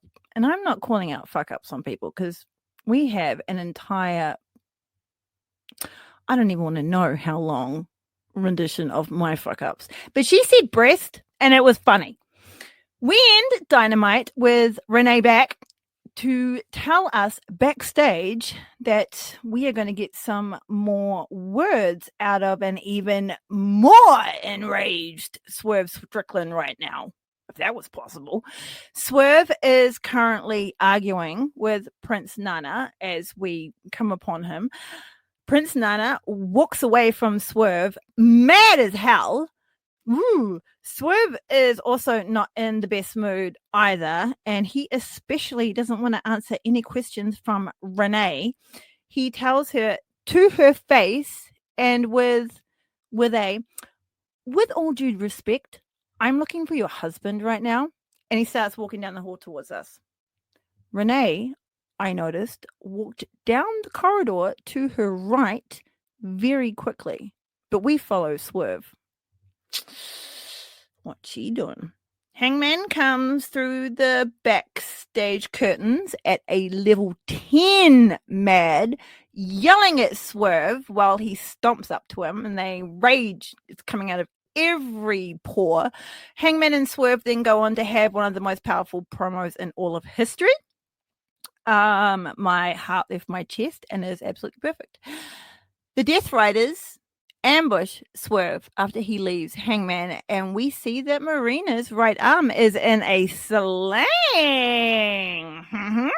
Not that we wish, hurt on anyone, but I mean, she kind of deserves it. She stomps on a security guard, which is very rude, while Mox and the others take down Swerve. Swerve is thrown into some glass that's just like there in like the side corridor, and then he's just dragged to the ring. Before we pan away, we can see that fucking Yuta is gathering the broken glass up in a steel bucket. Marina is still mad and she is still hurt. Aha! Swerve has been successfully dragged ringside, and Marina takes this opportunity to stomp on Swerve's back while he is down. Rude. While all the Death Riders hold Swerve in place, Marina is talking shit in his face while he just stares at her. The nerve, the audacity, woman.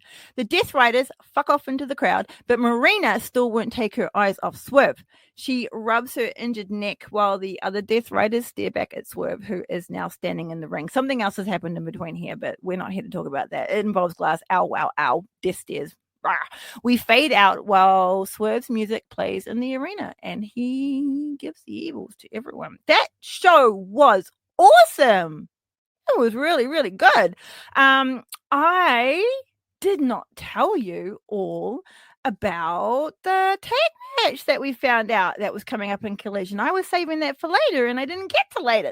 So, for Collision that we are about to watch now, we get a tag match between Mercedes Moné with Harley Cameron versus Athena and Julia Hart. Jazz hands everywhere. Tag, I love. All the ladies, I love. Entrances, I love. Music, I love. I'm a happy little camper. I'm so happy that we're just going to go straight there right now. It's Dynasty weekend, people, and it's kaboom, and it's Hanabi, and it's fire, and it's woo. We are still in the Illinois, and if I didn't mention this before, the crowd is packed. I know they were great. Like I said, they were great, but it was also packed. It was so fucking cool. So many people there. The production is getting better and better every week. We get a promo about what just went down on Dynamite that we just saw, and it just gave me goosebumps because they went through the whole thing with like Swerve and Hangman as well. And woo!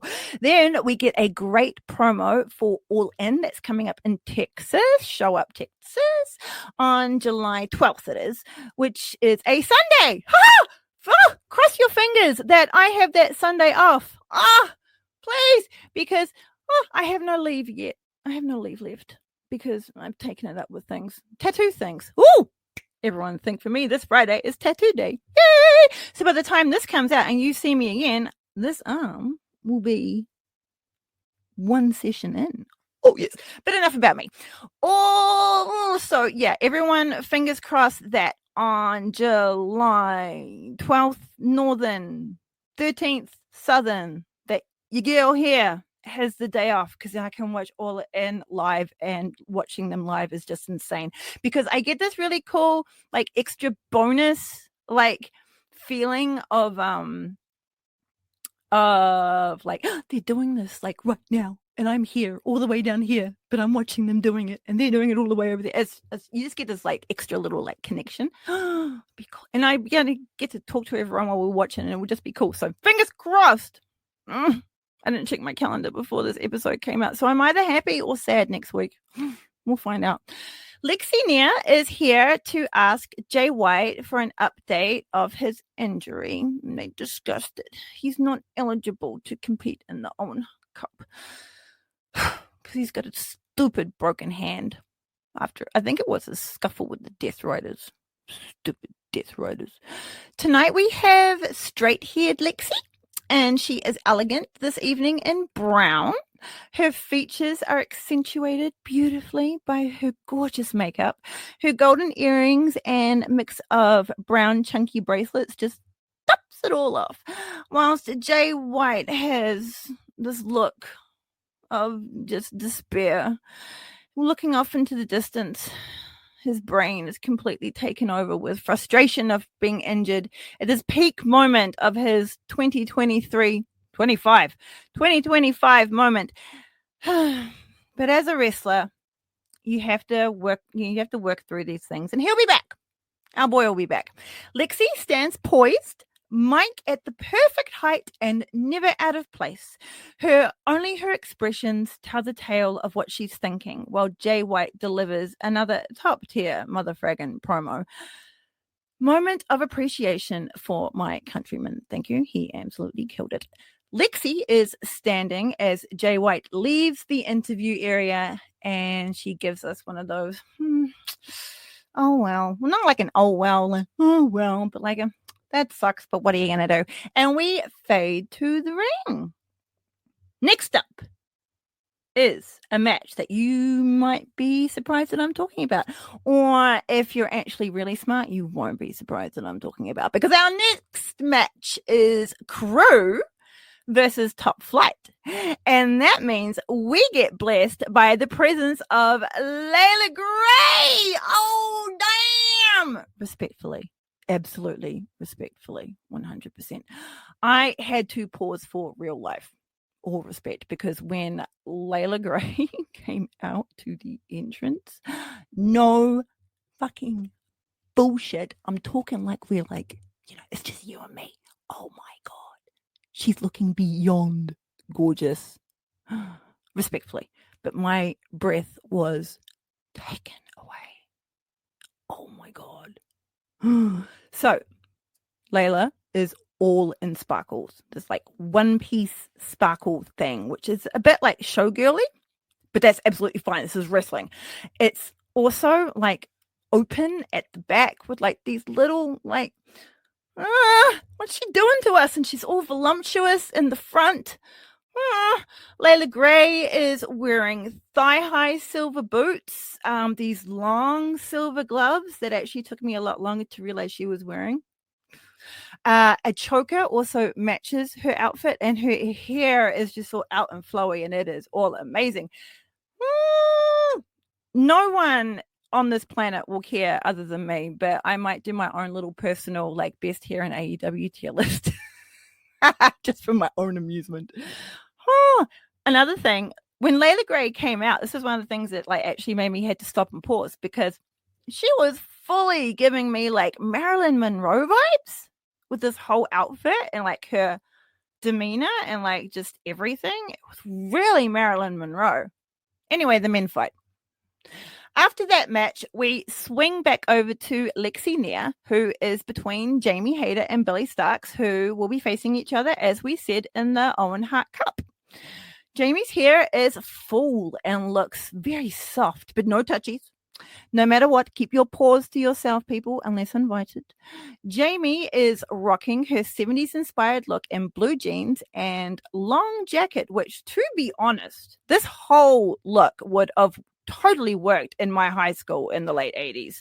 Like, all of Jamie Hayter's look tonight would be in a local op shop, and the girls would be raiding it, and to put stuff over their petticoats and their bootcut jeans. It's absolutely a vibe from back then. Sidebar! I am so excited that bootcut jeans have come back. Yay! Bootcut jeans are the best. They're the best jeans in the world. Billy is in a sophisticated look, which I hadn't expected from her. Everyone has amazing skin. If I was making a tier list, the whole S tier would be absolutely full, because I'm just that complimentary of people. I just think people are great. Well, that isn't a very slim line of people. It's not every people are great. This is just carrying on. Billy is in a black strapless dress that sparkles when she moves. Her hair is half up in the traditional little double buns action. Both wrestlers have big smiles on their face. So far, so good. Everything's going well. Lexi opens up the interview, and she asks Hayter if she was impressed by Billy Starks. Jamie is chipper and has many pleasant things to say about the young Billy Starks, and she really puts emphasis on young, which I don't think Billy was very happy about. She's probably heard that like a million times. Like, her and Julia have probably heard the word young like more times than I've had to restart my brain. Hader shakes Starks' hand enthusiastically and praises her talent. Hader is giving off an almost older sister vibe who doesn't have the same dad as you and has been hitchhiking around the country for a year and has now come back and is ready to be the mentor you need at this time of transition in your life. You know, that kind of vibe. Billy changes that whole vibe dramatically. She grabs Lexi's hand and the mic and passionately, with just a hint of crazy, tells Hader that she will be seeing all of her potential in the ring. Because apparently she's been trying to tell everyone about all of this potential and no one's listening to her. So we're going to see it in the ring at the tournament. Jamie is impressed with this passionate response from Billy, and her eyes start to twinkle with glee as we fade away to Danny Magic. Moving on. Daddy Magic is back. But we're here for the remarkably getting away with it Renee Paquette, and she is beautiful in red. Her skin tone and the color of her blonde really complement red. I wear it and it just looks weird, but I hate wearing colors anyway. Renee is here to mediate / get the scoops from Adam Cole Bebe, who has settled into a very complimentary tan color now. Bravo, sir. If we were going to give awards to the most improved tan, I think Adam Cole Bebe would be winning it. Bravo, sir. And Daniel Garcia, which is why Danny Magic is here. Adam has the boys, Rotto and Kyle, behind him. Daniel has Daddy Magic, as I mentioned. Everyone, though, is told to bugger off, including Renee. So it's off to the next segment. We're back with our friend Lexi Nia. She is interviewing Thunder Rosa and Chris Statlander, who, as we discussed earlier, will be facing each other in the first round of the Owen Hart Cup. Everyone is gorgeous and still kind of mad. I love Chris's top. It's like a black cardigan with like safety pins that like go up in the front there. It's like simple, but very sexy. Thunder Rosa is in a gray crop top covered in eyes, and her face paint matches in gray and whites and blacks, and it's like a spider webby up here, and it turns into like a jaw design around here. And then when we go in a little bit closer, we can see she's got like this blue shimmer eyeshadow. I think she's wearing an evil eye necklace again as well. I wonder if the eyes on the top are related to that sort of thing. Anyway, the match will be the first time that Thunder Rosa and Chris Statlander are actually facing each other. And I'm astounded by that, considering how long both women have been in AEW. This makes this even more exciting. And both women are determined, like I said, to win this entire tournament. So it's probably going to be a long one. Are there time limits in the Owen Cup? Because if there are, I could see this one getting dangerously close to that. As I wrote all of this, my sickos out there in the world are currently watching Dynasty. So shout out in the past, in the future to all of them. But then, holy flying fraggles, I am brought back to earth real quick out of this little mind tangent as things have heated up really quickly between Rosa and Stat. It started off fine, like I said, but then they got in each other's face, and all this talking, and Lexi knows that the situation is going to get rough, and she just gets the frick out of there in the nick of time. Thunder Rosa pushes Chris in the chest. Stat's hand whips out quick as lightning, kind of scary, and goes straight to Thunder Rosa's throat. Like she's going to choke her. It's kind of scary how quickly that happened. Rosa slaps Chris legitimately fucking hard on the side of her face, but she doesn't move her. But Chris doesn't move her hand from at Rosa's throat. Resisting escalating things any further, Chris pulls Rosa close, delivers her final words. and then leaves. They don't leave on good terms. In fact, if anything, there might be a bit of animosity there now. When we come back from the musical interlude, which is like, oh no, wait, is it the Dynamite one? Oh no, the Collision one is like, and all these drums is like, and it's really shitty actually. We get graced with a lovely little promo for Dynasty's match of Timeless Toni Storm versus Megan Bayne. My predictions for this match. Can I see Timeless losing? Honestly, I can. But can I also see her winning the bloody thing? Yeah, I can too. I can see all things happening. So I can't wait to watch it. We now have our main event on Collision, and it's another women's match. Shush, shush! I love that so much. 2 fucking collisions in a row, and the main event is a women's match.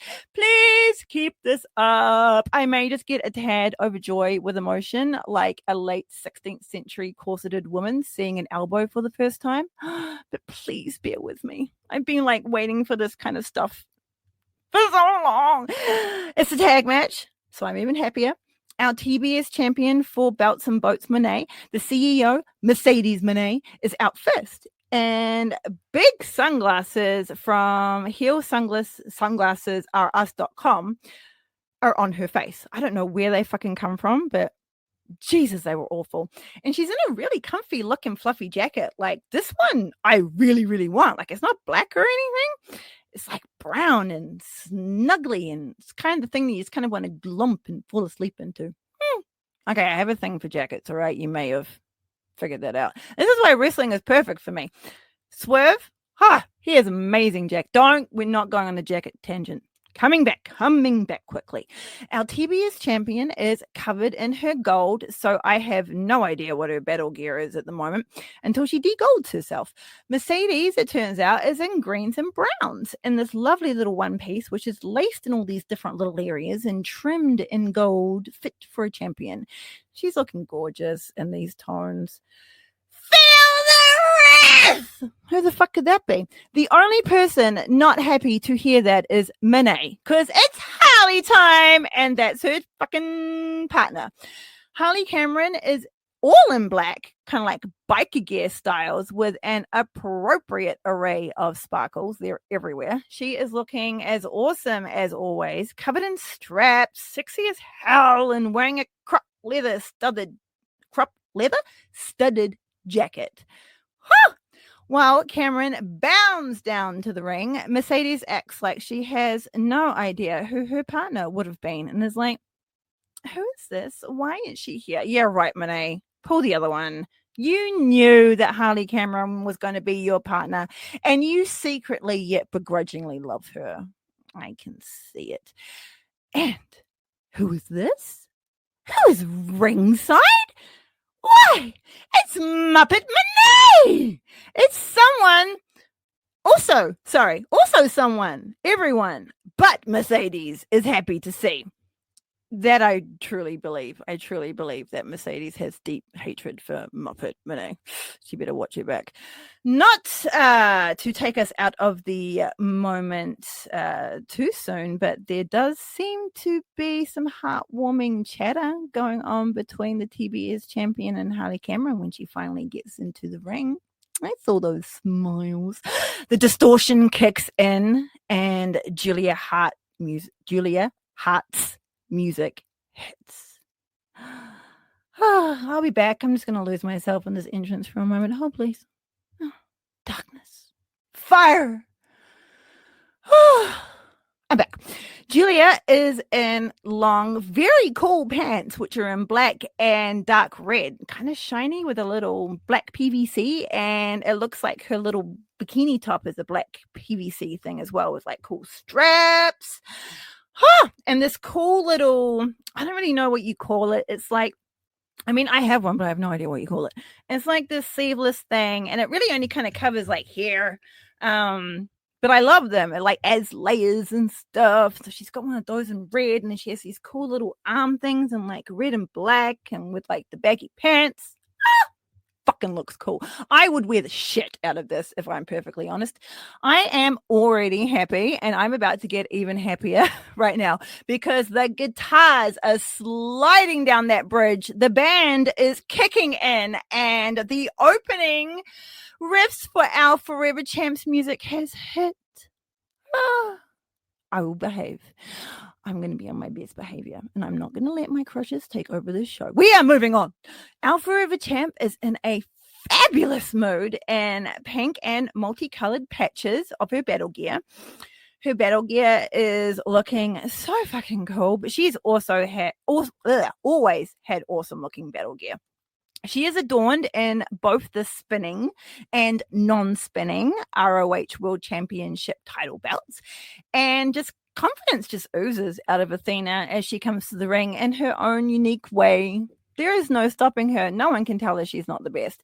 As soon as Athena gets in the ring, her and Mercedes square up. The ref gets in the way and tries to split them apart. He's only successful because Athena has decided it's time to pose on the ropes. But as soon as she is done, the two champions snap back at each other again before retreating to their own corners. As the bell rings, Mercedes and Athena are already in the ring. They are going to be facing each other. They start shoving and slapping each other. It looks like they'll lock up, but then Monet ducks and then scampers to the corner to tag in Harley Cameron. Now, on Harley Cameron, though, she has no fear into coming into the ring, and she just gets stuck into the ROH Women's Champion. What we get next is some fucking glorious technical wrestling from Cameron and Athena. I was taken away. It was so beautiful. Cameron gets Athena down to the mat with a nice little toe trip. She puts her hand on the back of Athena's head to keep her down, then goes in for a choke. The two wrestlers alligator roll around the ring, never losing grip of each other. Cameron has wonderful control of Athena's neck through all of this, despite Athena's never-ending ability to counter. Cameron moves to Athena's arm, twisting it around, but that turns out to be a mistake as Athena one-handed cartwheels out of the grip of Harley and then arm drags her to the mat. Cameron is now on the mat with her own arm in a twisty little situation. Athena drags Harley over to Julia Hart and she tags in Julia. Julia takes over from where Athena left off and starts to gleefully destroy Harley's left arm. Mercedes tries really hard to go gadget her own arms in for the tag, but Harley Cameron is in the middle of the ring and Julia Hart, so she might as well be in the car park. Julia rolls Cameron up for a pin, but Harley kicks out at 2. Julia stays on Harley after the kick out, giving her no time to tag out. Hart throws Cameron to the corner and lines her up, but when she gets to that corner, Harley is no longer there. She has slipped through the ropes and now kicks Julia in the face. Bounding over to the ropes, Harley lands a step-up enziguri to a disorientated Julia, but when she pins her as only a 1, because Julia kicks out of that strong. With Mercedes yelling encouragement to Harley, Harley grabs Julia's arm and puts on what looks like some kind of nerve pinch on her arm and brings Hart with her on her neck, and brings Hart with her to the corner. Mercedes tags in and brings her to the middle of the ring. Yeah, because she's tagging in and I'm going to go back on that because I fucked myself up by saying in and ring. How can I fuck myself up by saying in and then ring? Those are completely different words. All right. So we're going back to and brings Hart with her to the corner. And then I will start again with the Mercedes tags in and brings her into the middle of the ring. See? Completely simple. All right. completely simple. Oh my goodness. Back we go. I've lost where I'm going. Where am I going? Aha! Yep, no, I'm back. Mercedes tags in and brings Julia to the middle of the ring for like a scoop something. We will never know because Julia wriggles out of it and has pulled the TBS champion down for a cheeky little roll-up pin. Julia, as you will like hear later when we talk about the Dynasty match, she has got a lot of little sneaky pins in her arsenal now. This time though, it was Monet who angrily kicks out at one. Julia Hart keeps going and slides Mercedes down onto her shoulders for another pin. This is becoming like more and more technical, and I'm just fucking loving it. Athena is also loving what she sees, and we can hear her yelling out encouragement to Hart. Mercedes gets frustrated and grabs two hands of Julia's hair and pulls her down to the mat, slamming her head on the mat, and Monet scoffs at how devious she is. How will Monet's heel streak blend with Harley's good side? I asked this question, and it seems to be on my mind. We've already talked about that, but we will see what will happen, shan't we? Athena is cussing out the ref for his slackness over the blatant hair pull, but in typical ref fashion, they are not listening. Mercedes is playing with Hart now, and she is going to regret that soon. Monet thinks that putting Julia in the tree of woe is going to do something, but Julia could be in that position for hours because being upside down does not affect her like it would a normal wrestler. And she is able to get her torso up as the CEO goes full speed into the turnbuckles as she comes in with the double knees. Julia has used the core strength I wish I had, and still tentatively every now and then tell myself I one day will have. Oh, but I digress. Julia sits up and avoids the incoming knees. It's amazing. Julia now plays mind games with Mercedes. The TBS champion couldn't stand for that at all, and she runs straight back in at Julia, who again avoids her. Back rolls over Monet and brings her down to the mat for a pin. But it's just another two. This is another one of these little pins that Julia is using in her arsenal. Julia gains control of Monet's body again with a beautiful octopus stretch, wrenching her arm back, making the TBS champion scream. Harley helps by throwing Muppet Monet in the ring. I don't know who's distracted more, me or the ref, because all of a sudden Mercedes gets Julia with a lung blower and splats her out on the mat.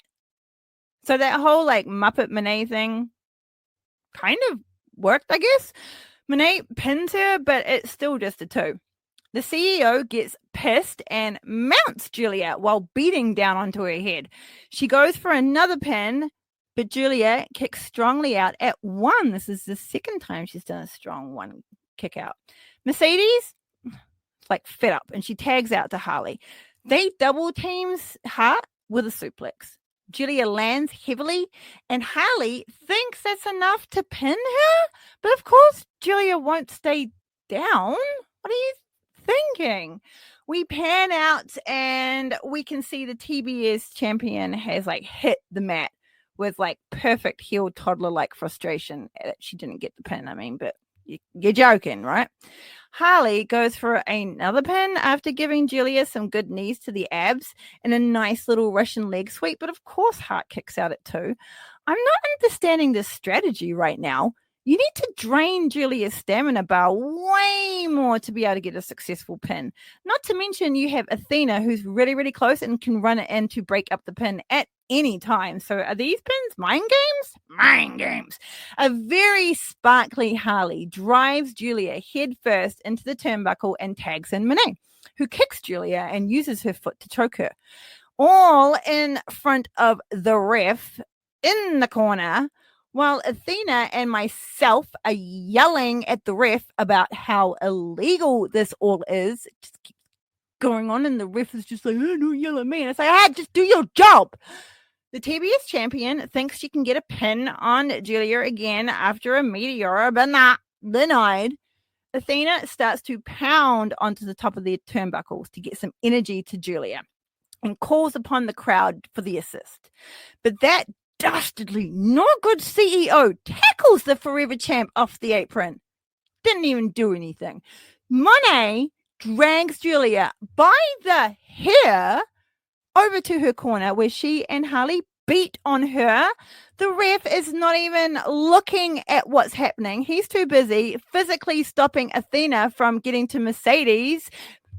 The ref is clearly in the pocket of our TBS champion, and that is just rude and should not be allowed to go on.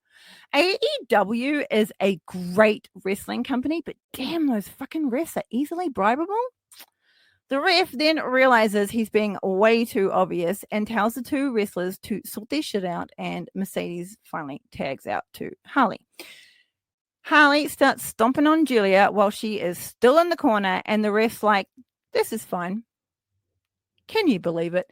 Cameron whips Julia to the ropes and gets her flush in the chest with a back elbow, but somehow thinks that was enough to get the former TBS champion Julia Hart down for a pin. I'm getting sassy, but this is rude. Come on. I know I'm getting myself worked up here, but I like it. Rude. We get another tag to Julia. No, Monet. And Julia finds herself in a painful situation on the mat as Mercedes digs her knee into her back while wrenching back on her neck. A little payback for perhaps last time. Athena is on the outside in her corner, and she reaches out to Julia, trying to shorten the distance between their hands.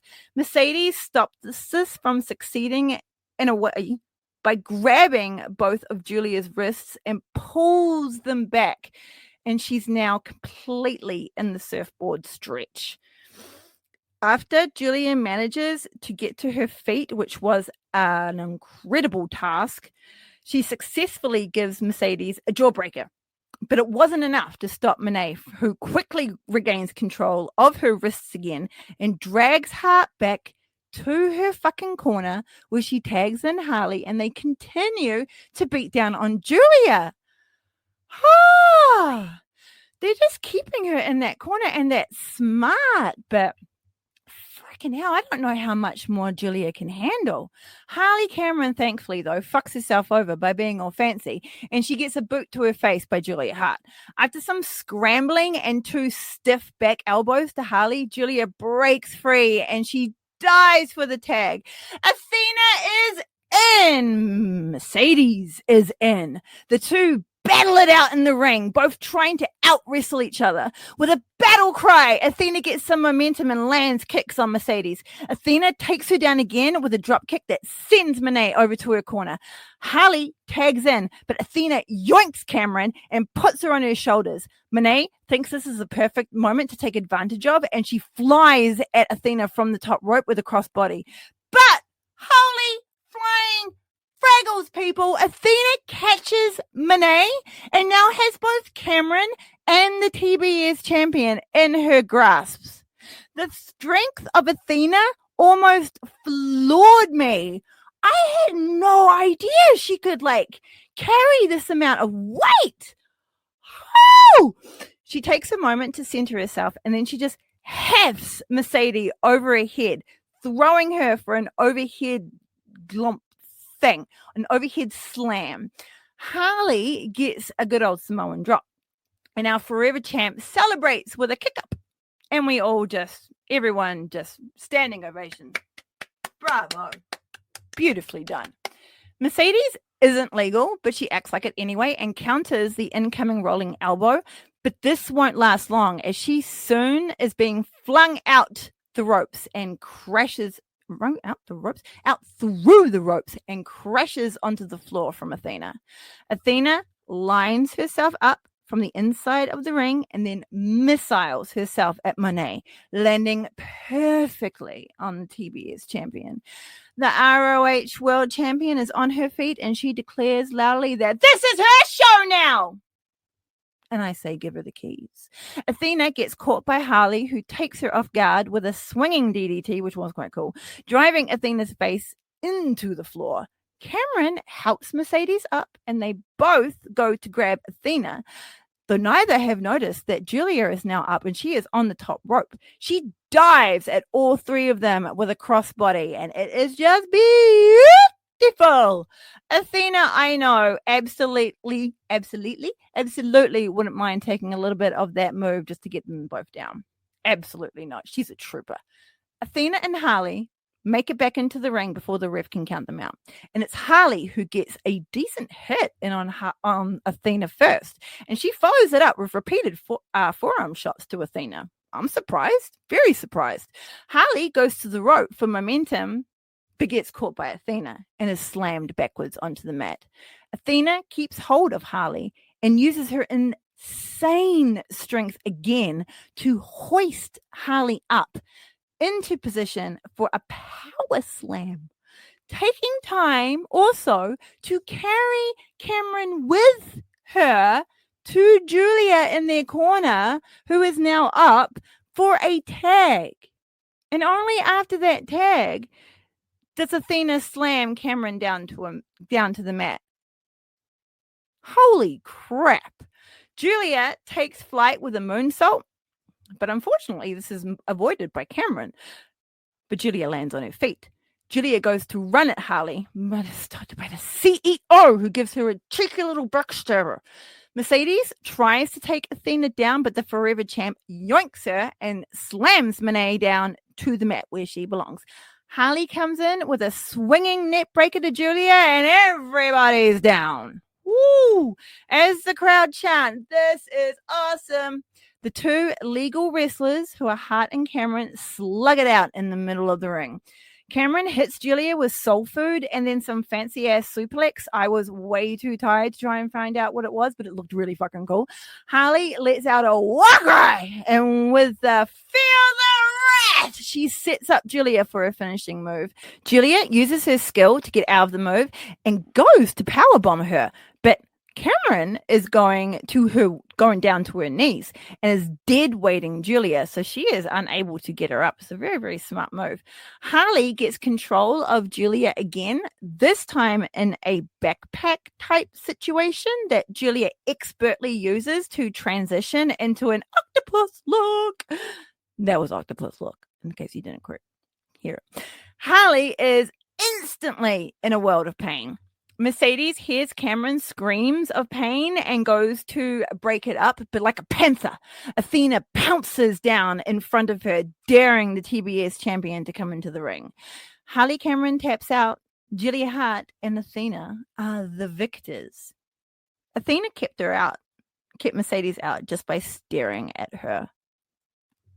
Pretty fucking intimidating, I have to say. While Julia Hart's music plays, they celebrate in the ring while Mercedes stares down Athena, making all sorts of promises about what she's going to do to her.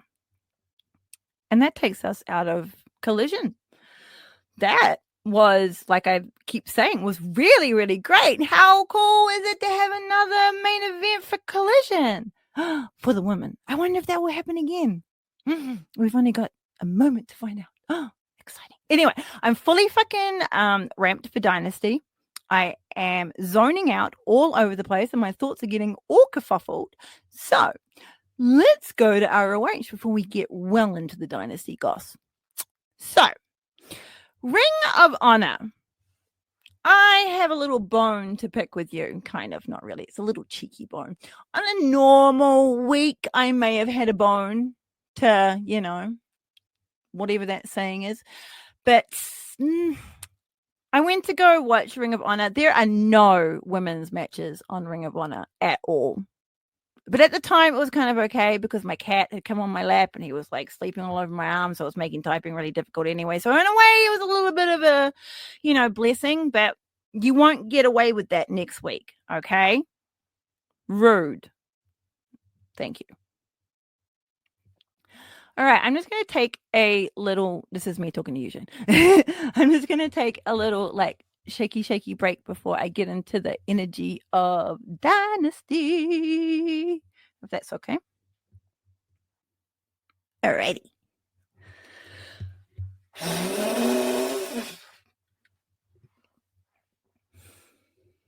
Alrighty, everyone. It's now time for Dynasty. Are Philadelphia, and Philly loves wrestling. They are always great. Daylight savings over here fucked me up. So as I said, I wasn't able to watch this live, but that is okay because I got to watch it in the evening with friends, and it was a good little gathering. Fucking tired. Finished it at like about 1 a.m. But it was so much fun. I really enjoy every time any kind of thing is in Philadelphia. They always get like involved, and like really weirdly, they kind of remind me a little bit of like English fans. Like, bear with me here, only in the way that like with the sing-songy thing, like at tonight at Dynasty, they were doing the Tony Storm, which I only heard at like over in the UK. Maybe they did it in Oz, but that would make way more sense. So they kind of give me that little vibe. And they, anyway, moving on from them. I watch 0 Hour always, which is on YouTube, so you can always go back and watch it. We have the wonderful Renee Paquette, who's in Red again, and I think maybe they were leather. I think they were leather black pants. She really worked it off. The other wrestle and worked it off. I don't know what that means. She worked it out. There we go. RJ City is here helping me recover from this line. He is looking very sophisticatedly casual, but also like a child in man's clothing. And I just think he's rad. So that's why he gets a little, mention here on Don't Call Me Diva. He's not like a, he's a wrestle auntie, but he's not like a token, like one of the girls. Maybe he is. I don't know. It's up to him. I'm not going to make anyone a categorized thing of anything. If you want to categorize yourself, you do it to you. I'm not going to. Anyone goes anywhere. Harley joins us for some numbers. Apparently, she's been given that job. I didn't realize she had the skills, but maybe it's from her QTTV days. Maybe. I'm not questioning it. She is gorgeous in a sparkly pinkish disco ball teeny tiny dress, and she's looking amazing. She gives us the goss, and I don't know what's going on. In 0 Hour, we also get to see Mother Wayne and Layla Gray, but we're not there yet because we also get a little step in from Athena, our Ring of Honor world champion, who is not fighting tonight, but she's going to be keeping an eye on a little you-know-who. Athena is hilarious on the 0 Hour. Another like reason to go and watch it. It's free. It's right there. Oh, she's so brilliant. On to the first match in 0 Hour. Like I said, we get a very interfering yet ravishing Mother Wayne and the phenomenal Layla Gray again, who are both coming out in support of their teams for this trio match. Mother Wayne is, as always, dressed in just regal goodness, and Layla Gray is blowing my mind again in the old baggy green cargo pants with tiny bikini top thing. YouTube, free. Go have a look. On the main card tonight, we have Mercedes Moné versus Julia Hart, and they're going to be third. And then the second one is Timeless versus Bane, and they are fifth. So Moné versus Hart is the first of the Owen Hart Cup tournament, and they come out in their pay-per-view glory. Julia Hart is again in her gear from Collision. It's so fucking cool. She didn't need to change it at all. She doesn't need to change anything about her entrance. It's always iconic, pay-per-view or not. Oh, imagine, because I really love it when people like ramp up their entrances for like big pay-per-views. So when she finally gets one of her own, I know what's going to happen. It's going to be brilliant. But we get the fire, we get a pan out, and I think I've noticed this before, maybe new, but we get a really cool shot of Julia on the Titantron. It's so fucking cool. She's been doing amazing things. Moné now comes out. CEO is finally here. She is dressed all in fire. Her boots are insane. Her outfit is insane. Her hair is amazing. And it's all just like reds and oranges and yellows. And apparently orange is a bad thing to wear in Philly, but probably some sporty thing. Mercedes comes to the ring with all of her glory, all of her belts, all of her dancing, and Julia is ready for her. They lock up as soon as the bell rings. Harley happens to also be watching backstage. Her and Puppet Monet are just there. I am insanely impressed with Julia's technical skills and how they've grown in this match. Her and Monet just like worked amazingly off each other. The crowd is like fully into it. They are so behind Julia. It's ridiculous when like later on in the match, like Julia gets Mercedes into the Heartless and like the fucking roof of the place almost like flew. Like the entire arena exploded. Like I got the goosebumps. I was like wrestling goosebumps because I was like, everyone is like behind my girl. And like she didn't win and it sucks, but still she came off like really, really, really good in it. And I don't think that loss is going to destroy Julia in any way. I think she still comes out of it strong. Unfortunately, I don't know how much we're going to see of her like now because like she won't be in the tournament anymore, and I don't know what other storylines. I don't think she's in any other storyline at the moment, so it had to be a whole new thing outside of the tournament. But I do hope that something does happen because that would be great. And you know, I love her and really brilliant. Julia like is really ramping up on her pins as well. She gets Mercedes down and this beautiful crucifix bomb into a pin. But hey, I got to give Mercedes credit here, and I will because I'm not a hater on her at all. She got out of everything. She got out of absolutely everything. No dastardly deeds were done. It was all done by the book. No one interfered. We did see Athena as well. She was also watching backstage, but that's just where she stayed until the end of the match, of course. But yeah. Oh, did she actually come out at the end of this match? No, she didn't. Sorry. She just keeps watching backstage. So she doesn't even come out. She doesn't even come out to like take Mercedes thunder when she wins or anything. Actually, it's really funny how Mercedes does leave now that I'm remembering, because she brings all of her gold with her, but she leaves with nothing because after she like gets that quick roll up on Julia for the pin, she just gets the fuck out of Dodge. She is not waiting around to get her hand raised. She's not waiting around to get her belts. She is just like straight out of there. And that just proves how fucking worried she was about losing it. I mean, Julia kicked out of a statement maker with fucking vengeance. And like she got her into a tarantula. This is Julia. Got Mercedes into like this beautiful tarantula. And then she did I don't know if we're calling it old school, but we know it's old school. She did fucking old school on Mercedes Monet. That was like, holy hell. I am not going to turn around and say that like Julia is like the lady like Undertaker. Not at all.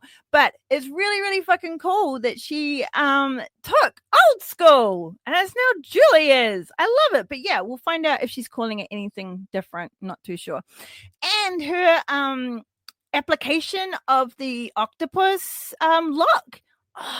And she's been using it for a while, but like I keep saying, like her ability to snap it on someone just by like running at them and then just kind of like, you think she's going in for like a spinning head scissors or something, but nah, she's like stops herself and she grabs your arm with the thing and then you pull back and then you are fucked, motherfuckers. And she's just getting so good at doing that. And her stamina leveled up in her stamina. I don't know what the hell she's been doing in regards to that, but the beating she can take and the pins that she can kick out of now is just redonkulously amazing. Like, it's hard to say that. Well, not hard, but like, it's silly to say, like, I'm proud of her, but I'm so proud of her. Like, to see how far she's come in this. It's ridiculous.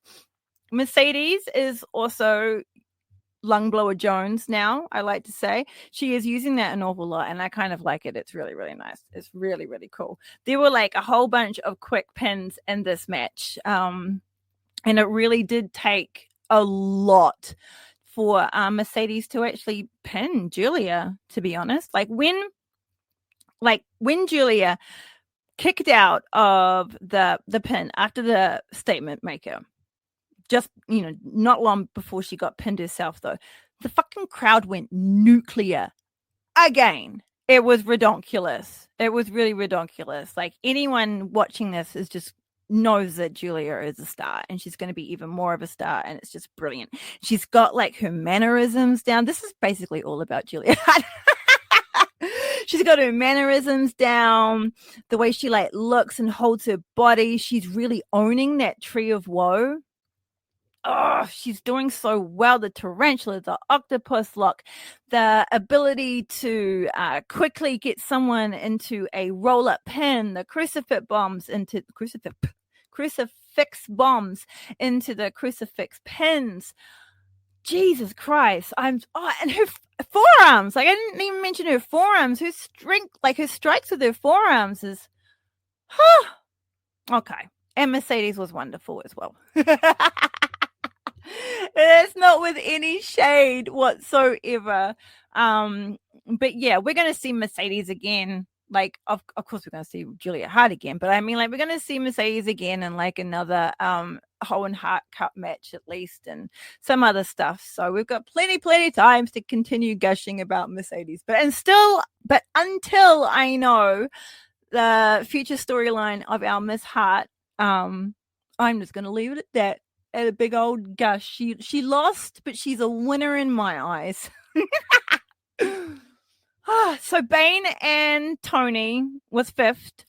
Like I said, Tony comes out in Rocky gear that I am told by everyone I think is like Rocky 2. I've seen them like once. They're not really my thing.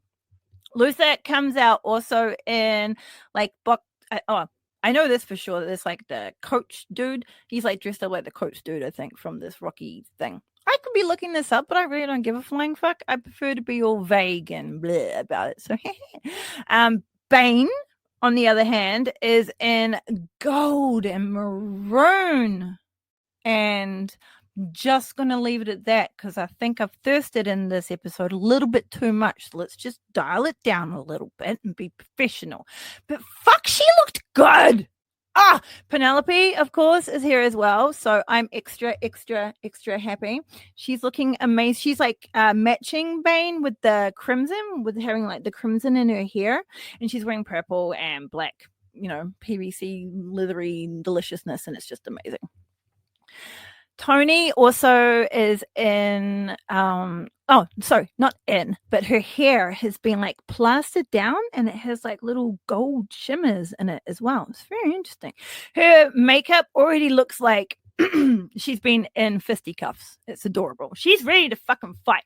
She is ready to bow down with this Bane. And let's see what happens. Well, nothing good for Toni Storm happens in the beginning of this match. She tries really, really fucking hard, but Bane just keeps powering over everything that she does.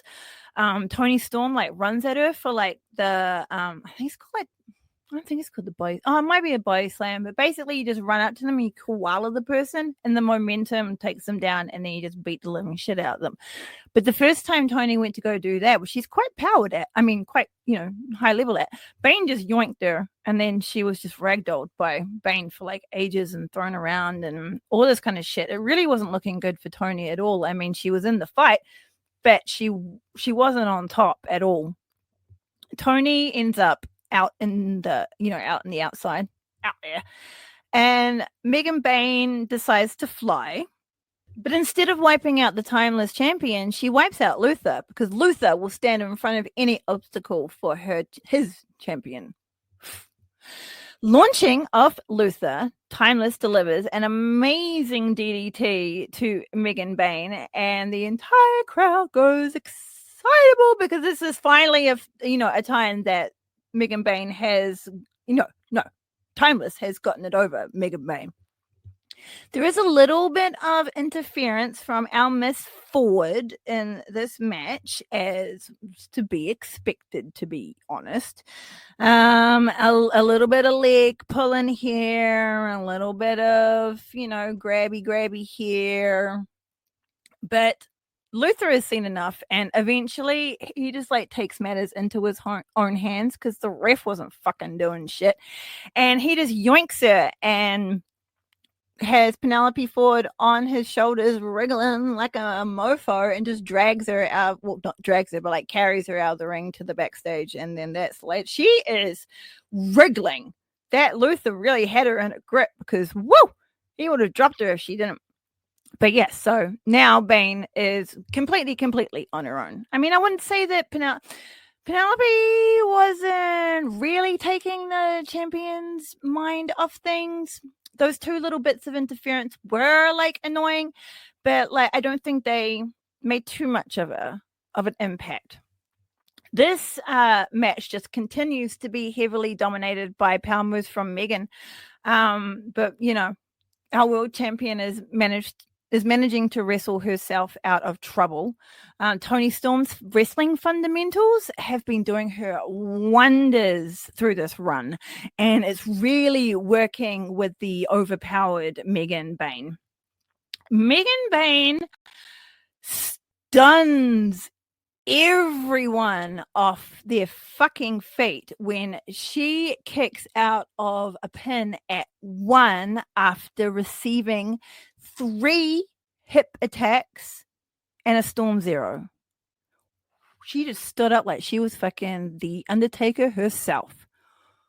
Oh, I have to say, I think everybody watching it totally thought that Timeless's goose was cooked, because that just scared the living shit out of everyone, and you could see it on Toni's face as well.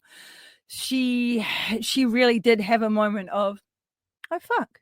But she didn't cower in fear, and instead she went straight back to Bayne, using her wits as well as her talent on the overpowered Bayne. Bayne had been trying to get the Fate's Descent on Timeless a few times, but Timeless had been able to stop it before she was actually able to get her up in the fireman's carry. Unfortunately, this time though, Bayne did actually get Toni up into the fireman's carry, and we're about to see a Fate's Descent on the Timeless Toni Storm. But what? What is she doing? Timeless is wriggling. Timeless has wriggled her fantastic ass outside of Bayne's grip. She's down onto the mat. Megan's in a tight little cheeky fucking roll. 1, 2, motherfucking 3. Timeless has won. Holy shit. Just honestly, at the moment where I thought everything was done for, Timeless and her wrestling fundamentals get her out again. And once again, she wins with a cheeky little roll-up with against a powerful opponent. Bayne being probably the most powerful opponent she's faced during all 4 of her title runs. Holy fuck. Everyone went wild, because I honestly think, like I said before, everyone thought that her goose was cooked. We thought we were, seeing a new champion, and some of us were kind of coming around to that idea during the match as well. Some people wouldn't have minded if Megan Bayne had got the old Brock Lesnar treatment. Me? You guys know how I feel about that kind of stuff. I mean, it's kind of fun. I don't know. I need a little bit more. So I'm glad that she didn't win. It's going to be very interesting to see what Megan does now, because Megan is absolutely enraged.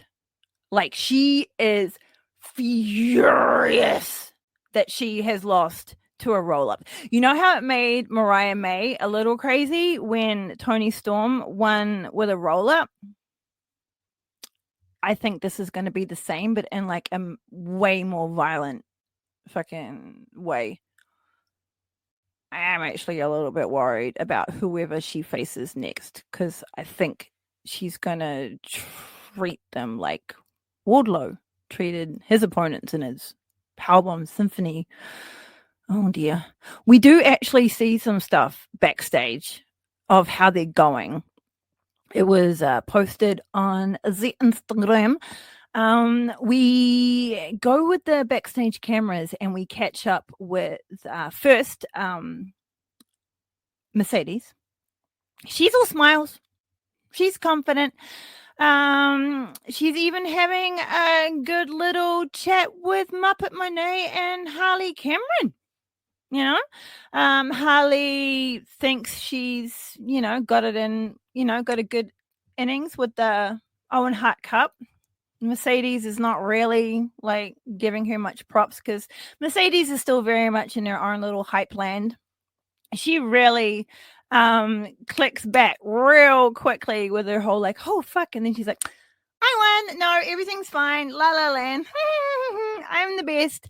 So I hope for that reason alone, that audacity alone, Julia Hart like fucking gets a little cheeky one in on her, but we'll see what happens. So they're all happy as Larry over there now. Penelope and Bane, on the other hand, Penelope is trying to calm Bane down. They're like in the hall sitting on like some like equipment cases, and Penelope sees the camera coming, and Penelope instantly is like, no, we don't want to do that. And then Bane is just like, Ugh! And she just tells the camera she just doesn't want to talk, and she just shoves the camera away, and we're just gone. So yeah, she's pissed. She is absolutely pissed. Whoever she faces next is dead. In the media scrum, which you can also see on YouTube, we get to see our wonderful world champion. I don't know if Mercedes went on there or not, because I didn't actually watch it, because I get mad when I watch these now, because everyone has all these wonderful fucking questions for all the men who are being like spoken to and stuff. But then as soon as like the women champions comes out, no one has fucking shit to say. No one has anything prepared apart from maybe one or two good cunts, but that's it. Like when Mariah May won, no one had any questions for her. Holy shit. Nothing on this point. Well, okay. Hyperbill. Nothing on this planet got me more fucking enraged quicker than that. Holy crap. But yeah, they're dumb. They're real dumb. Get some fucking questions. You just sound really stupid when you have nothing to say to a beautifully talented woman who's just had fight for her fucking life. So, Timeless is used to this, and she has prepared a fantastic poem. She is also known for spouting the most amazing one-liners. The opening to the show is one of her most iconic ones. So she's always good for a soundbite, and I love that she's kind of giving them sass about that as well. I think she said like, I'm only good for you for a soundbite or something like that. So like, oh yeah, she like at one point at one scrum she like read out this whole like I'm really fucked off letter to everyone. It was brilliant. It was a moment of and then she just like, and then Tony was like, well, if any, was it Tony or Renee?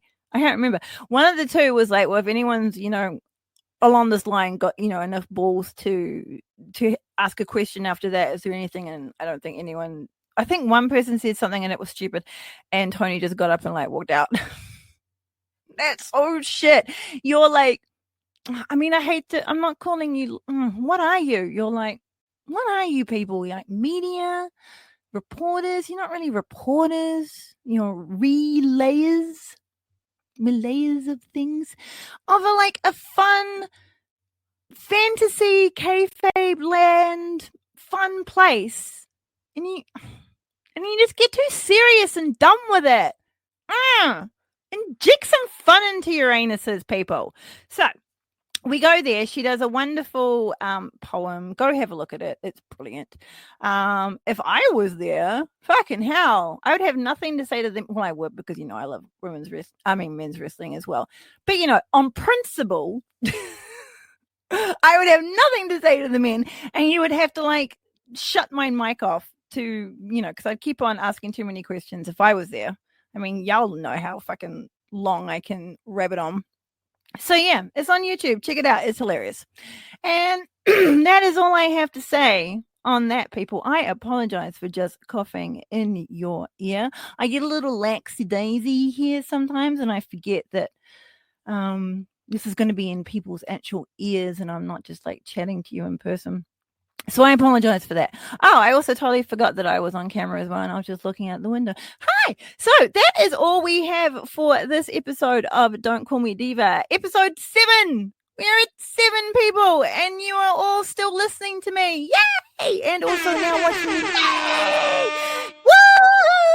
Woo! Thank you so much. I really, really appreciate it. Mwah, mwah, mwah. Next week, I will be back. As always, thank you for listening to Don't Call Me Diva. You can watch me and you can listen to me on everything.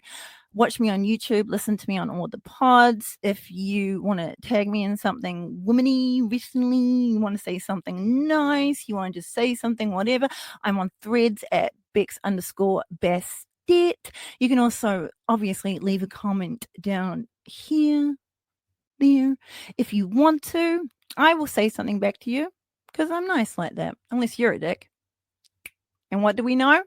We know that you got to be a good person here and don't be a dick. So with that, see you later.